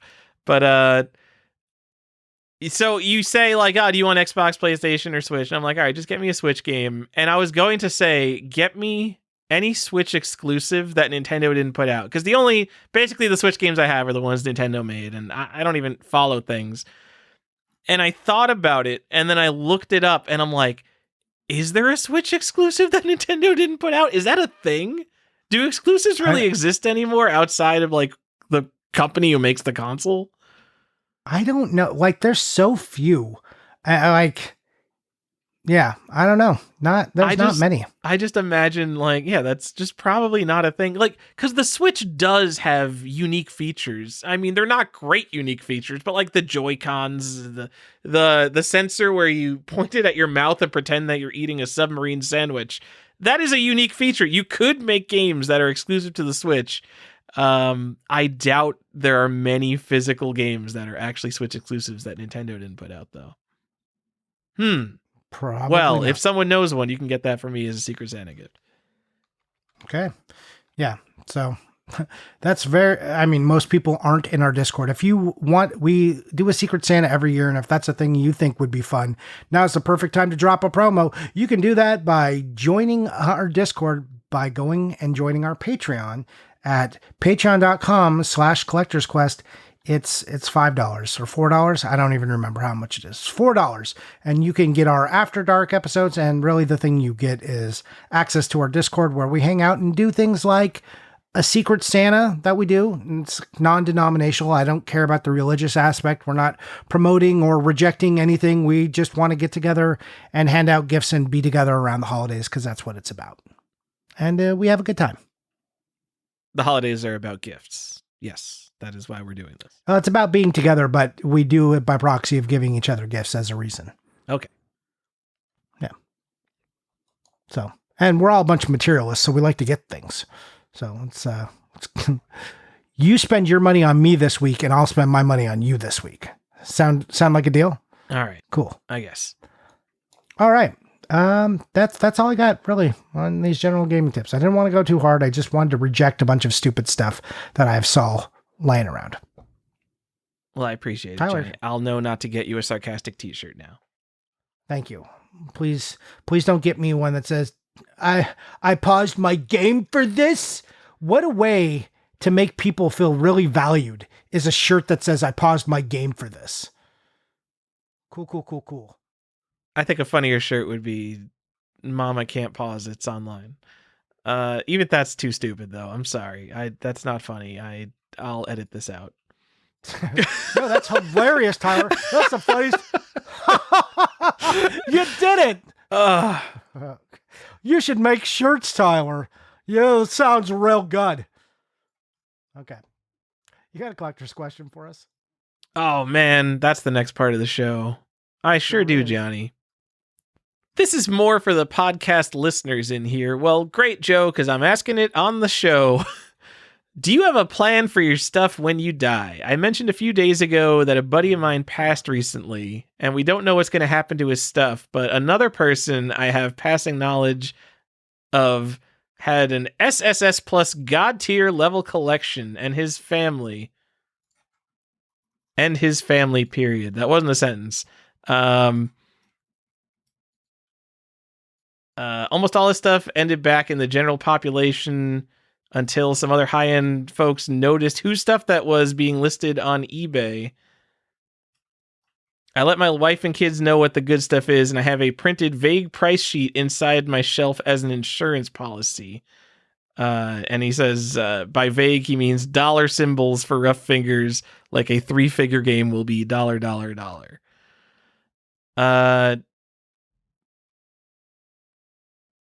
Johnny? I mean, we talk about this kind of a lot. yeah, like have a plan. I have a buddy who I've like Tyler, like, you know, I got a couple of people who know what I have. And if I die suddenly, please come help my wife sell this and get it out of our house. But like taking it on is a second job. So I don't even know who could do this. I mean, no, it's me. I mean, obviously I'll do that. Yeah. And that's literally my plan too, is Ada would contact you, because you are willing to fly down here and sort this shit out, and like, you know what to sell in a lot and what needs to be sold individually, because it's actually worth, you know, everyone's time for you to do that. So there would be a big thing where I sell all the good stuff, and then I would get a booth at a convention for all the less good stuff. Yeah. And I would try to get Ada the most money possible. That's all I would be doing. Yeah, I mean, and this is like genuinely something I've discussed with my wife. This is the plan. This isn't just like, oh, it's the podcast guys, so we get together with our video game stuff. Genuinely, Johnny, if I didn't have you, she would throw it all out. Maybe donate it all to Goodwill. She does not care. She does zero care. Which is understandable. You know, who wants to look up 10,000 games? It's like, oh, look, 90% of them are like $7 NES cartridges. Oh, but this one that looks identical to all the rest of them is like, oh, it's a rare homebrew. There's only 33 of those. That one's actually worth $600. Oh, don't donate that one. It's a huge pain in the ass. Flintstones versus Flintstones 2. I could really tell the difference in price. Johnny, there is no game called Flintstones 2, by the way. It's, you know, she's looking at Flintstones Rescue of Dino and Hoppy.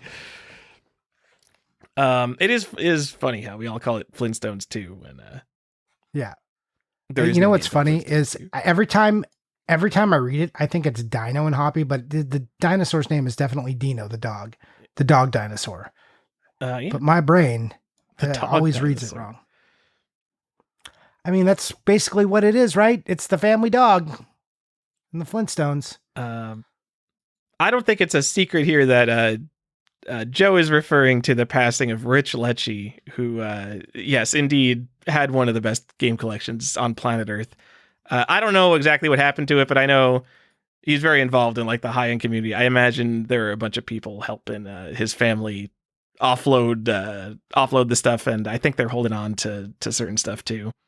I hope so. Yeah, but like no one was going and trying to like scam Rich Lecce's family out of like his amazing shit. I think they're getting their money on like heritage auctions and stuff or whatever.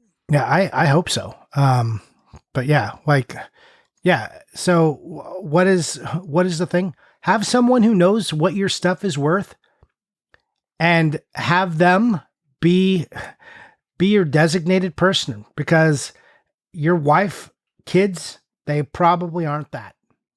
Sorry. Yeah, so I think a collector who is not in the same collecting category understands like what to do and how to evaluate something, even that they're not a part of. But someone who is not a collector just doesn't want to look at any of this old junk at all. And I guess I brought this up on the show before, but the two things that my family did, they sold my grandfather's stamp collection to a dealer for a flat $10,000, which means it was worth so much more than $10,000 because he's been collecting stamps since like 1930 or whatever. And then they sold his silver coin collection at a garage sale. Fuck it. Still, I forgot about that, and it hurts every time I hear it. Why? That is guys. Your family does not care. Your family, they're probably but it's comfortable. Silver. Silver is just worth what silver is worth at the very minimum. They're just like, oh, look at these old coins. Who cares? What are these $50? Hey, this silver is X amount an ounce. Would you take $1 for it? Jesus Christ. Yeah. Yeah, your family doesn't care, dude. Yeah, they don't. Also, the good reason not to lie to your wife about how much your video games are worth, because she'll just donate it to Goodwill when you die. She'll be like, oh, my husband said he never spent that much on it, so bye. Yeah, I tried doing the thing that Joe said where I had a list of my most valuable games and like and it was basically like you know what, if you throw away everything else, at least find like these 20 games and like, you know, don't throw away Panzer Dragoon Saga. That's one you should probably sell. And even having the list of like the most valuable games, like unless they're all on the same shelf, like if I'm dead and she's mourning and just wants to get rid of this shit, she's probably not gonna dig through all these bins of shit looking for Panzer Dragoon Saga. Yeah. Also, like, you got to imagine too, at that time, it's like going to be a very raw period for your family. And like, you want them to put on their finance hat and be like, time to maximize value. Yeah. And by not maximizing value, they'll just throw away like 95% of the value because they just don't care. Yeah. Especially if they don't have, especially if you haven't involved them in the finance of your collection, like they have no financial tie to it. Like my wife knows, it's like, look, lady, if I up and keel over, get help and try to sell as much as you can. And then just like whatever money you get, put it to our son or pay off part of the house, do whatever. But just like take all my bullshit, get rid of it because you don't care about it. Get as much money as we can for it. And then, you know, like, I don't know, take a trip, feel better, whatever. I don't care. I'm dead. But like, don't just give it away. Yeah. Please don't do that. Put yourself on the other side of this as when you're going to like a garage sale, what are you hoping for? You're hoping that someone died and their relative doesn't know what they have. Don't let your family be the person that you're looking for at the garage sale, right? Ugh. Ew, you shot their scouting victims. That was bleak. Oh, what are you talking about? I want to find someone who has a stadium events and they have it for $10. And I'll be like, wow, I'm going to buy that for $10. I'm not going to try to negotiate like, oh, well, you know what? Actually, that's worth about $10,000. So you know what? Maybe, what if I gave you $8,000? And they're like, oh, it's worth $10,000? No, thanks. I'll just sell it for $10,000. Thank you very much. Yeah. No, I'm there to rip off grandma for her stadium events at the garage sale, Johnny. I say you buy it and then be like, okay, this was actually worth $10,000. So here's $5,000 or whatever you decide is fair. But after you've acquired it, don't get asked out of it. That's my take. All right. Now, Final Fight CD asks Johnny, if consoles stalled out at 16 bits, what do you think games would be like today? What types of innovations and genres do you think would have come from it, or would we all still be playing Super Mario World-esque games? That would be awesome, man. I think the most interesting part of NES, one of the reasons it's my favorite console is that in 1985, NES games were bullshit. Like, take Super Mario Brothers aside, because Super Mario Brothers is a genuinely really good game. Look at how simple the black box games are, and then compare it to like Gimmick and Kirby's Adventure, all these super colorful, really complex, amazing games. It's the same hardware. It's just, what is it? It's not even 10 years. It's like 8 years of developers learning new tricks. And then like you go to Homebrew and you look at something like Micro Mages, and it's someone applying modern programming principles and all the things we've learned from like computer science today and putting it back into NES. And like games are better than ever on the NES, and it's really amazing. So, I mean, I think that kind of same thinking hasn't been applied to like Super Nintendo or N64, things like that. I don't think people are really pushing those consoles to the absolute limits like they are the NES. But I know based on what we're seeing in NES that it would be really cool. What's going on? Well, I have some problems with this question in general. Like I don't know how to imagine this, because for that to have happened, what is the state? Like, I'm too literal. What is the state of the world and technology where this has happened? Does this mean that like video games never caught on, so no one cared? And so we just didn't develop that technology. Like, also, running simultaneous to 16-bit games were computers, which were doing more. So I imagine then we just all moved to computers if that's where we wanted to play games. And like, if for some reason it was limited to that, I imagine the development would have gotten interesting. I don't know what, like you're saying, it's like, oh, look at what they're doing on modern homebrews. But that was through the development of technologies that advanced us past those games. So if we couldn't get past 16-bit, then those technologies probably wouldn't have. Okay, Johnny. So video game consoles, the Super Nintendo is the last video game console that ever gets released. And due to cultural norms, we don't play video games on computers. But computers are as powerful as they've ever been. We just don't play any games on them. The only thing we play games on is the Super Nintendo 1991 console. It's static. It never changes. We think it's great. We're just like, oh, it's so nice to have the game system, and it just never changes. That's the reality we're living in. It's like a complete faux pas to play a video game on a computer. Okay. All right. But you still develop it on the computer. Okay, so yeah, I think what you're right. You're right. I think we would see a lot of development of new genres, like genres we have now that you would just start to see. I think we would have more sim games. I think you'd have more social hangout games because they were developing kind of like that internet technology. So I think you'd have like a burgeoning internet community of really strange games that people were trying to play socially that were designed. Basically, you would get what people are trying to do now, but it would just all be de-resed. I guess, yeah. I mean, I don't know what more I have to add than that, but you know, I bet we would see more of like the FX chips, like those add-on chips and SNES cards added. So yeah, we still got the same stupid Super Nintendo, but we're getting better and better ways of pushing 3D graphics by having the hardware built into the cartridge. What would be different? I don't think we would all be playing Super Mario World-esque type games.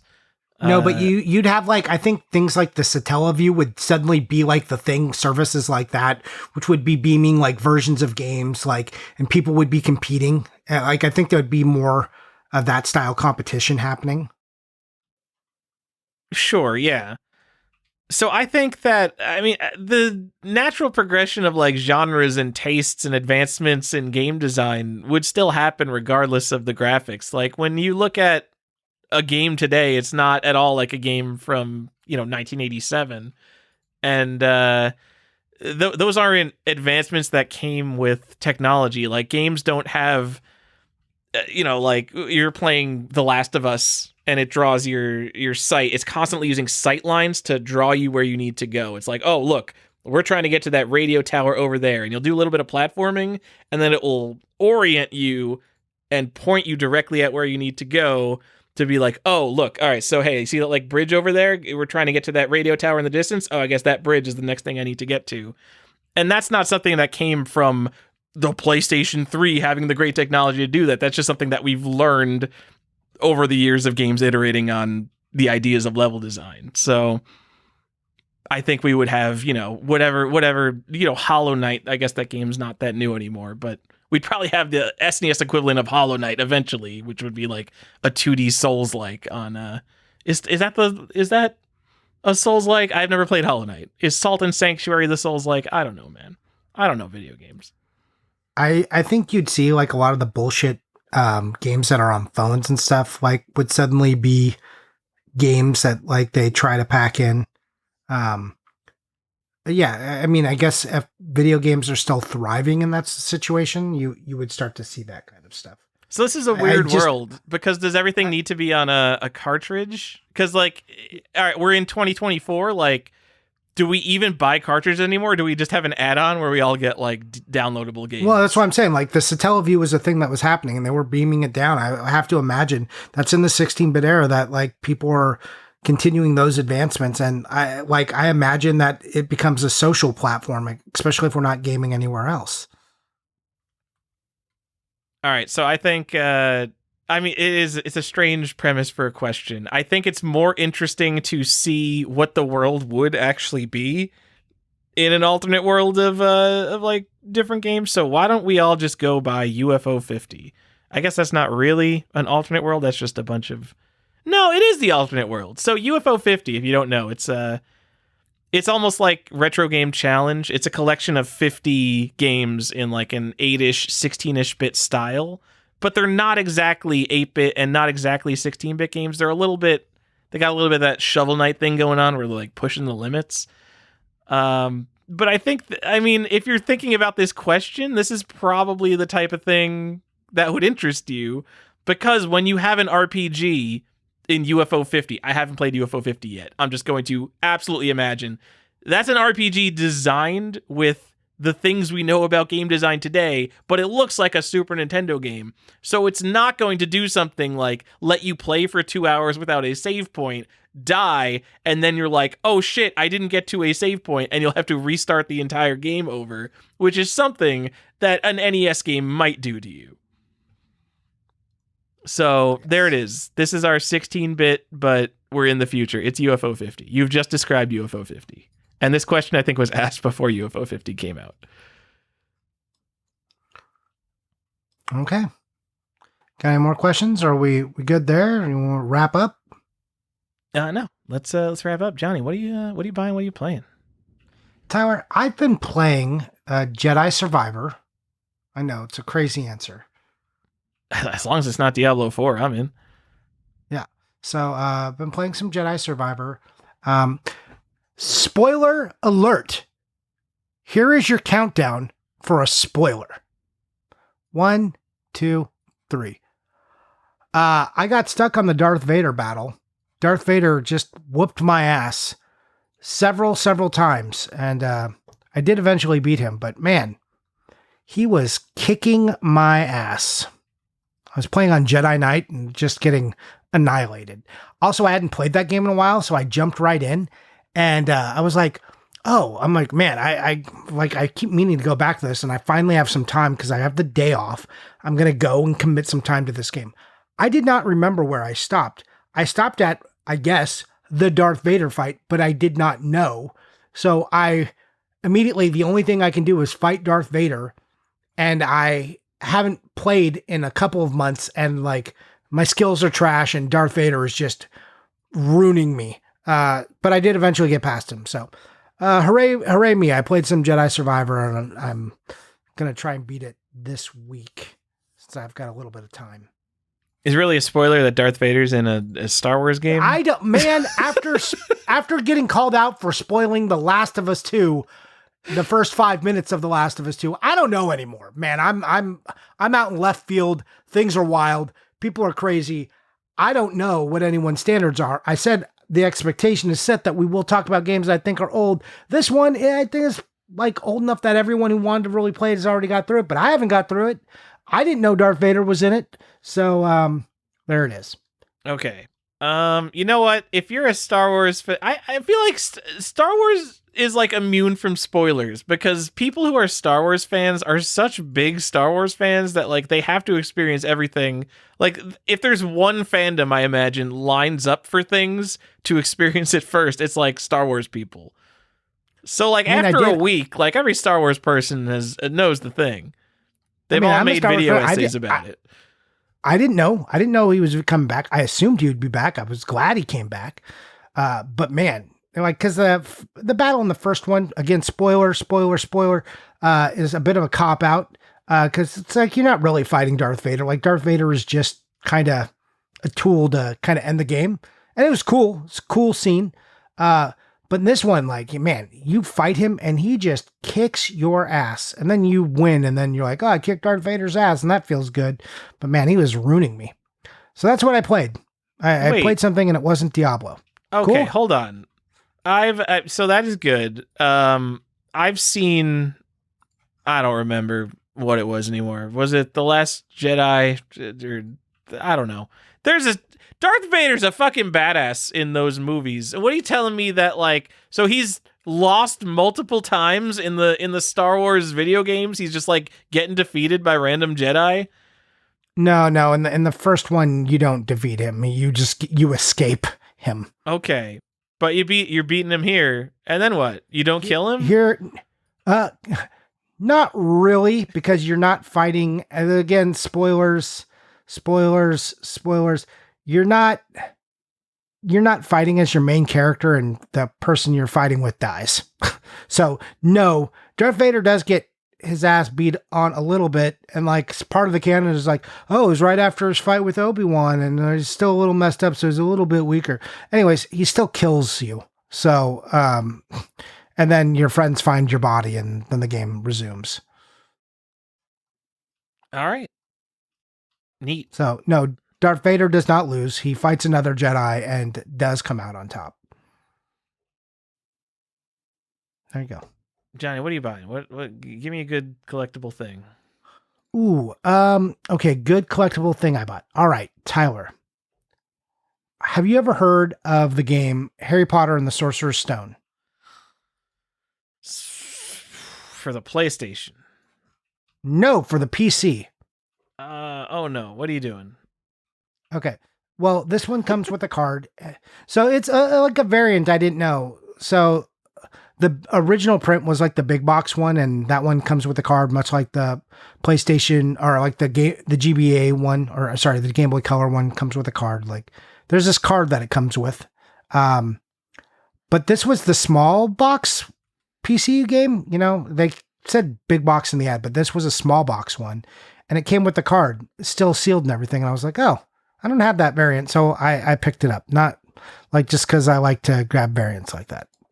So yeah, I didn't know the small box could come with a card, because most of them don't say it. And it like even says in the box, so no one accidentally just put it in the box. It advertises on the back of the box that it came with this card. So that was a cool variant I didn't know existed. So I bought it. And hey, Tyler, I'm going to be the most basic for a minute. You know what I got? I got the PlayStation controller, the PS5 controller that looks like... Oh, the perfect gift idea. Yeah, the 30th anniversary one that looks like the original PlayStation controller, kind of. I got that one. I got that. I didn't buy the console. I wasn't interested. I was like, oh, yeah. You know, because I'm a controller in, collector. because you know what? That console, I'm never going to play it. It's just going to sit there and rot, you know. But I like the controller because it's still got all the aesthetic value of looking like an original PlayStation 1 accessory. And it's like theoretically more useful, and I didn't spend $1,000 on it. So I'm in. Good purchase. Yeah. Thanks. And then mainly I've been like buying Christmas and birthday stuff for my son. It's my son's birthday. He's turning 6. And he's super into Pokemon right now, Tyler. And I'm just like trying to learn and know things because he wants to talk to me about it. And I don't know anything about Pokemon. And his favorite Pokemon is not like Squirtle or Pikachu. It's like it's Pumpkaboo, Tyler. That's his favorite Pokemon. I mean, that's which pretty I'm sure fitting for I know being your son, like, right? I know how he put it together. I know how he arrived at that one, but he loves it. But like, do you know what he's like? I want a Pumpkaboo plush, and they have one, but I had to buy it from Japan. and then like I bought him a blanket, and I got him some Pokemon cards. It's like I'm trying to do the thing. I'm glad this is his favorite one. I think it's a cool one. He also likes Mimikyu. And I like Mimikyu and Cubone, and my wife is like, she's like, what's your problem? Why do you like these Pokemon with like tragic backstories? I was like, what do you mean? She's like, did you not know that Mimikyu is actually not that Pokemon? It's a Pokemon wearing a costume. And I was like, no, what are you talking about? And she's like, oh yeah, because he couldn't find any friends and no one liked him. So he decided to dress up like, he made this costume himself to look like Pikachu because everyone loves Pikachu. I was like, that's very sad. She's like, yeah, he's got a very sad story, but people like him now, so it's okay. I was like, what the hell? And she's like, and you know about Cubone? That's the skull of his mother. I told you about that one. And she's like, and you like that one too? I was like, why can't I just pick a better Pokemon that doesn't have like tragedy laced into its life? Well, your son picked Pumpkaboo. I didn't know that one. Yeah, I don't know one this existed. Exists. To paint a word picture, because I imagine 90% of our audience doesn't know what a Pumpkaboo is. It's a black cat, but the bottom half is a pumpkin that looks like pants. It's pretty cute. So it's basically a black cat and a pumpkin. I mean, it's not black though. It's like more of a brown. Sure. And then it's suddenly got like kind of like tentacle looking stuff coming off it. But it's basically a classic cat and a pumpkin. That's this Pokemon. That's definitely what they were going for. And they arrived at it. And it's cute. I like it. It's my son's favorite, or I would just be like, that's my favorite. But he likes Mimikyu. I managed to find him a blanket that's got both Pumpkaboo and Mimikyu on it, which is like, how does that even happen? But I found one. Cool. Johnny, tell me more about Pokemon, and then I could talk to my wife about Pokemon Go. There was Ada should friend request my son, because my wife got him a Pokemon Go account. Oh, absolutely. He's gonna be bad at sending stuff. He better be a good friend and like send all the gifts or whatever you do in that game. I mean, he's still learning and he doesn't get to play very often, but my wife will be like, okay, do you want to walk around and we can collect Pokemon? She loves doing this with him. She's like, I have a little Pokemon friend in our son now. And it's very cute. I love it. I imagined I would be the one gaming with my son, but it's my wife. So I've lost, I think, but I'm glad he's into it. He like normally doesn't sit down and watch stuff, and he watched like 6 hours of Pokemon cartoons straight. I did not know what was going on. Like I had to go check on him because the room was too quiet. I was like, "Bud, are you okay?" He's like, "Yes, I'm just watching Pokemon." I was like, "What is happening?" It's wild to watch it. He's like, I'm like, "You wanted to build some Minecraft Legos?" He's like, "No, watching Pokemon." I was like, "Oh, we've arrived at this stage of life already. I'm not ready for it." Anyways, That's it. That's what I bought. That's what I played. And I've watched my son play a little Pokemon Go. I drove them around to Pokestops. That was my other commit. Yeah, the real Pokemon Go experience, jumping in your car and driving to the place where the Pokestops are. You know, the GPS exercise game. Did you hear about what they just did, what Niantic did? They made like an AI model with like data from their video games. Like, obviously. Yeah. A mapping service. Yeah. Don't use phones. Don't use software. Don't use anything that has a commercial interest. I say this enough. People don't care. People don't care about privacy. I know. The minute I saw that though, I pictured you like clenching your fist and being like, I told you, like just like Tyler being vindicated. If you're playing a GPS game that's like literally constantly logging your GPS data to a central server, like you obviously don't care. Well, the best part is they would incentivize locations that they wanted mapped by putting desirable Pokemon there. So people would go to that place to get them their mapping info and like take pictures of the Pokemon so they would get the data. Yeah, I think they give you like little bonuses in the game for that stuff. Yeah. Yeah. It's a smart way to get people to do little tasks for you, a little TaskRabbit thing. Oh, we don't have to pay them money. We could pay them with little digital Pokemon. Yep. So, anyways, what about you? I know you've been gone and stuff. Did you buy anything? Did you get to play anything? Yeah, Johnny, I got something big. There was a seller on eBay who listed a whole bunch. I can't even believe how many like baggy crystalware games. I don't know. Crystalware. What is your perception of the Atari game publisher Crystalware? Atari 400, 800. These are computer games. I don't have one. Okay, yeah. So they listed like 10 like nice baggy games, like 1980-ish, like early games, and all of them sold for like astronomical prices for games. I imagine some nerds have heard of them. Games no one has ever heard of. Have you ever heard of Clonus 2? No. Clonus 2 sold for $898. A game called The Pioneer Experience sold for $787. A game called Fantasyland 2041 AD, a game that literally sounds like it's a fake game that AI made up, sold for $798. Who is buying these games? What about Crypt of the Undead? I want that one. Well, the Crypt also known as the Crypt. The Crypt sold for $760. all of these games sold for like primo prices. People were looking for Crystalware games. They've got a Haunted Palace game? Oh, House of Usher. Why didn't you just tell me House of Usher? Yeah, Johnny, I bought the House of Usher. Oh, you did it. Yeah. All right. I figured there was never going to be. So the thing is, these games are faked. So baggy PC games, not like super commonly, but there was one very prominent Italian person like embedded into the PC game collecting community that was buying very high end, very rare games and then making decent fakes of them. So to see someone come up with like obviously a collection where they have all the games together, like almost assuredly all these games are real. So this is like my chance to get a real House of Usher. So I got the House of Usher. And I think Final Fight CD asked in the Discord, like, why do you care about this? What was the significance again? Not really a super significant game, just kind of a cool, very early adventure game. It came out like, 1980, 1981. Anything from that era is kind of cool. Horror theme adventure game. I'm jealous. I'm jealous. You should be. Yeah. Came out in 1980. Yeah. Oh, man. That's yeah, I cool. get any computer game from like 1980 or earlier. I'm just all the way in. I love that stuff. Yeah, that's awesome.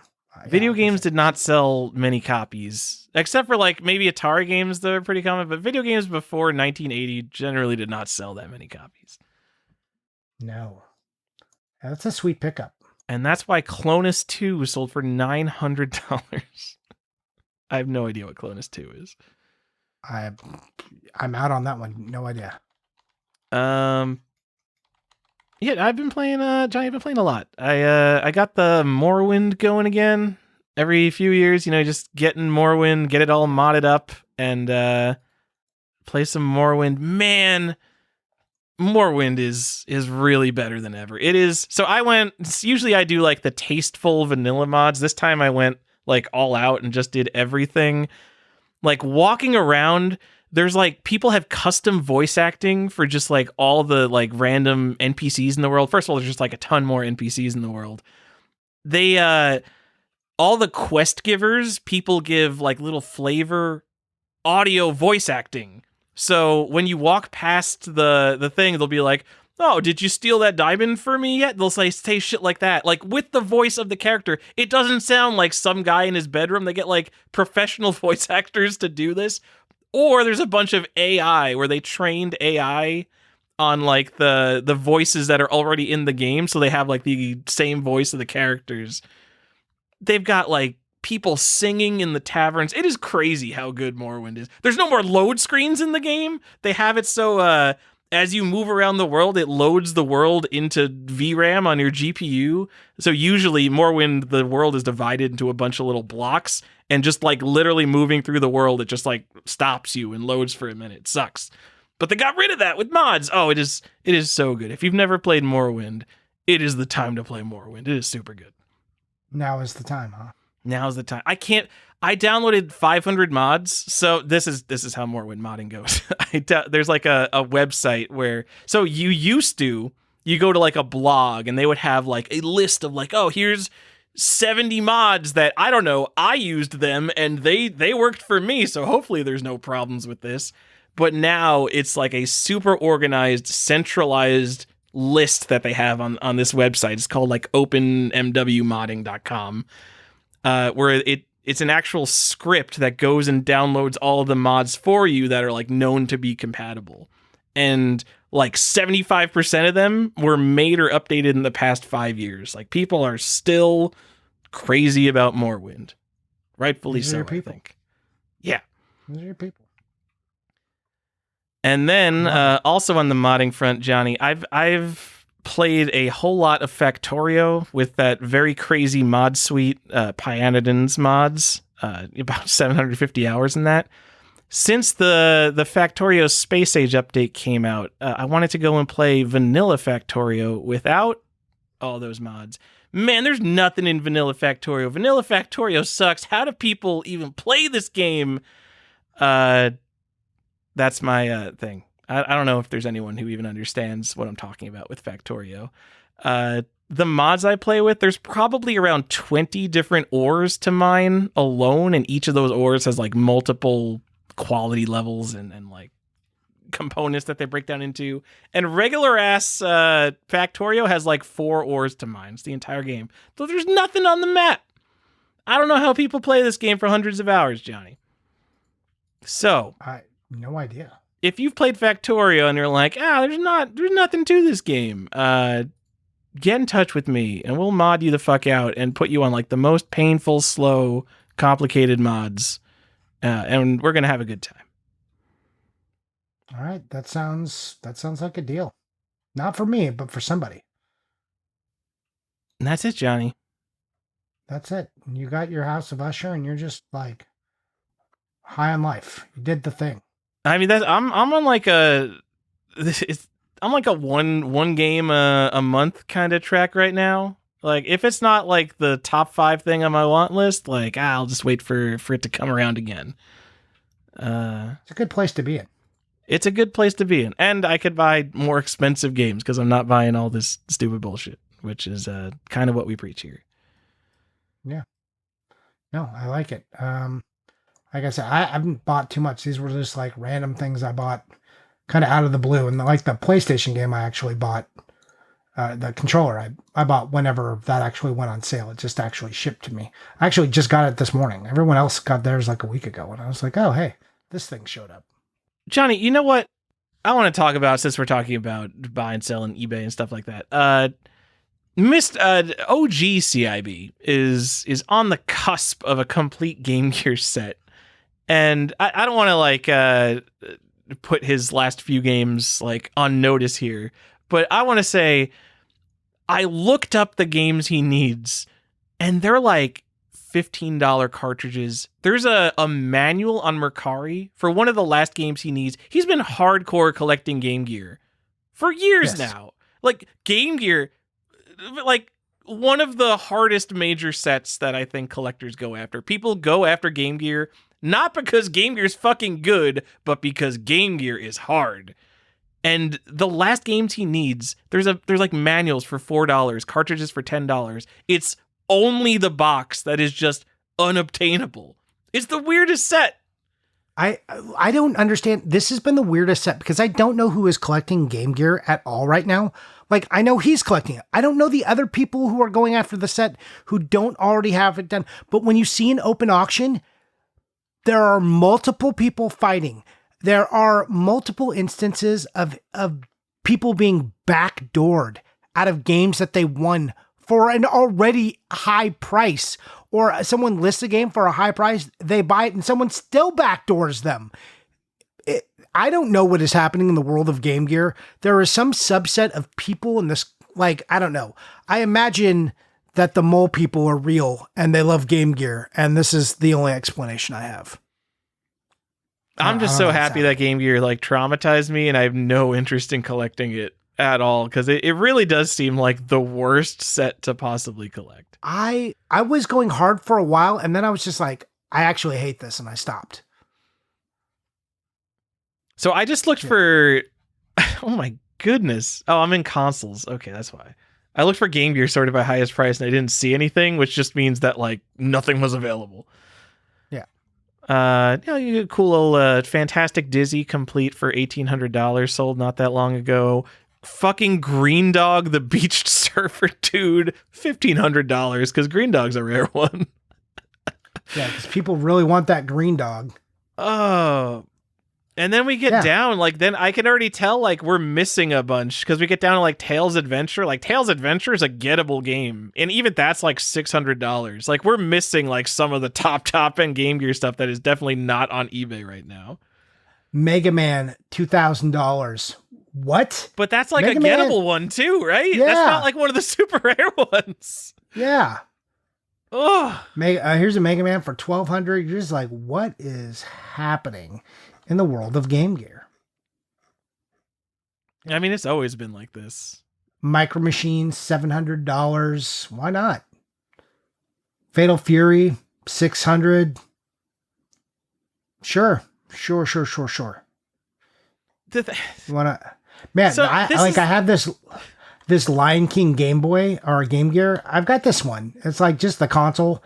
Someone spent $510 on it. There was 18 bids on this thing, Tyler. 18. I mean, people these fought people over this thing. Are genuinely collecting for themselves, and they don't care what anyone thinks, and they know they have the coolest stuff. Because you know what? Whoever bought that Clay Fighter Sculptor's Cut for $175,000, they were either a rich guy doing it to get like the most clout, or someone who genuinely thinks that Clay Fighter Sculptor's Cut sealed is an investment. They weren't.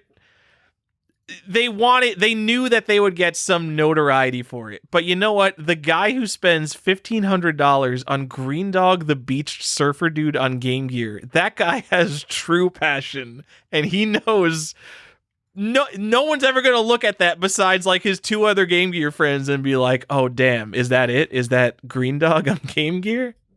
Oh, shit, you did it.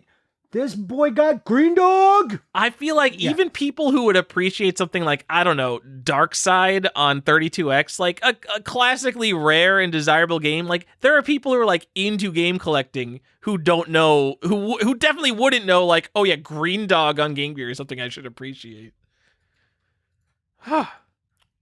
Yeah, you should buy that. Oh, hey, Tyler, you know what I did get that I forgot to bring up? What'd you get? I got from Limited Run Games. I got my triangle box finally. Did you know that they made a triangle box? You always say this as if people know what that means, but you're talking about Day of the Tentacle. They made something like that. Yeah, so they did this thing where, because Day of the Tentacle came in this like triangle obelisk shaped box, right? So Limited Run did like a remaster of that and Grim Fandango and Full Throttle, and they were like, hey, if you buy all these games, if you buy all three of these, we'll send you a triangle box. And the first one I got in the mail, Tyler, I don't know what happened, but it looked like somebody sliced it open with a sword. The box came like, did I send you pictures of it? It was crazy. I don't think so. Post them. The box damage to this thing, it was insane. It was just like a giant slice. The whole triangle box is like sliced in half and crushed and destroyed. I was just like, what is this? I had to go through their customer service. To their credit, they were really good about it. They made me take like 10 pictures to prove that I just didn't like, I don't know, stomp on this thing for some reason. But they very quickly were like, oh yeah, we see what happened here. And then they got me another one, which came double boxed for protection, which I was impressed with. And I got it. I got my triangle box. I know I talk a lot of shit about Limited Run, but they did a very nice job with their customer service on this one.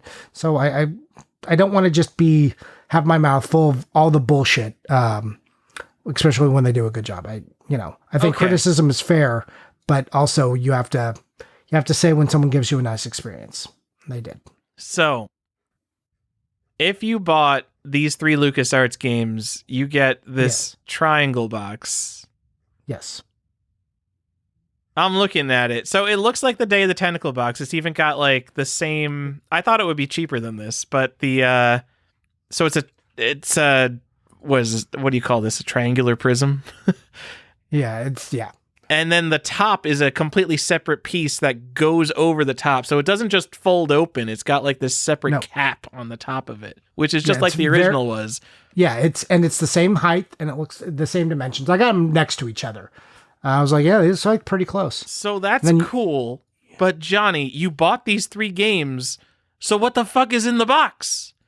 Nothing. Nothing. What the fuck is this? This is just like a steelbook that has nothing in it. They just did the steelbook thing. No, because you put your games in it, Tyler. What games you bought? Are you telling me that these games, so these Limited Run special games, are small enough that you could shove them in this box? They are PS4 size, so yes. Okay, so you bought like PS4 games? They're the PS4 versions? Games, yeah. Okay. Yeah. Do you have your games in the box? I don't. This is bullshit. I mean, I just got it like the other day, so like, All right. What do you want me to say? All right. I don't hate it, but I do. I don't hate it any more than I hate kind of all of this. So the fact that, first of all, the fact that it's like 3 remastered games, like not. So I already bought Grim Fandango and I bought Day of the Tentacle because I was going to buy that. I'm like, okay. I wish it was Maniac Mansion was the third game, but they're like, if you buy Full Throttle, and I was just like, I would pay $35, I guess, for the box, so I guess I'll buy Full Throttle. And that's how we arrived here.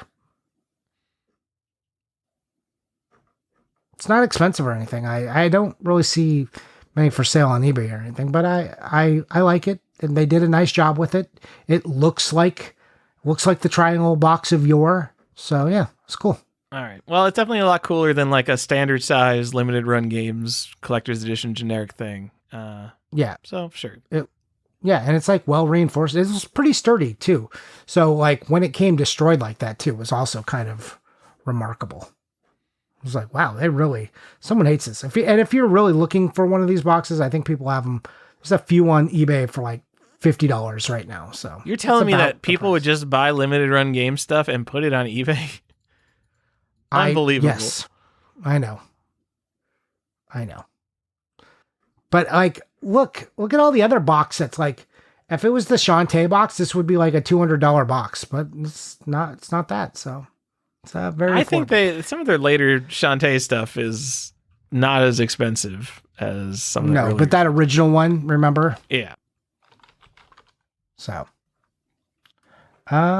All right. That's all we got. We got anything else you want to say? No, I think that's it. All right. Hey, thanks very much for listening. We appreciate all of you who hang out with us, and good luck with your gifts, and hope you have a happy Thanksgiving. If you're hearing this after Thanksgiving, I hope it went well. That's it. All right. Bye.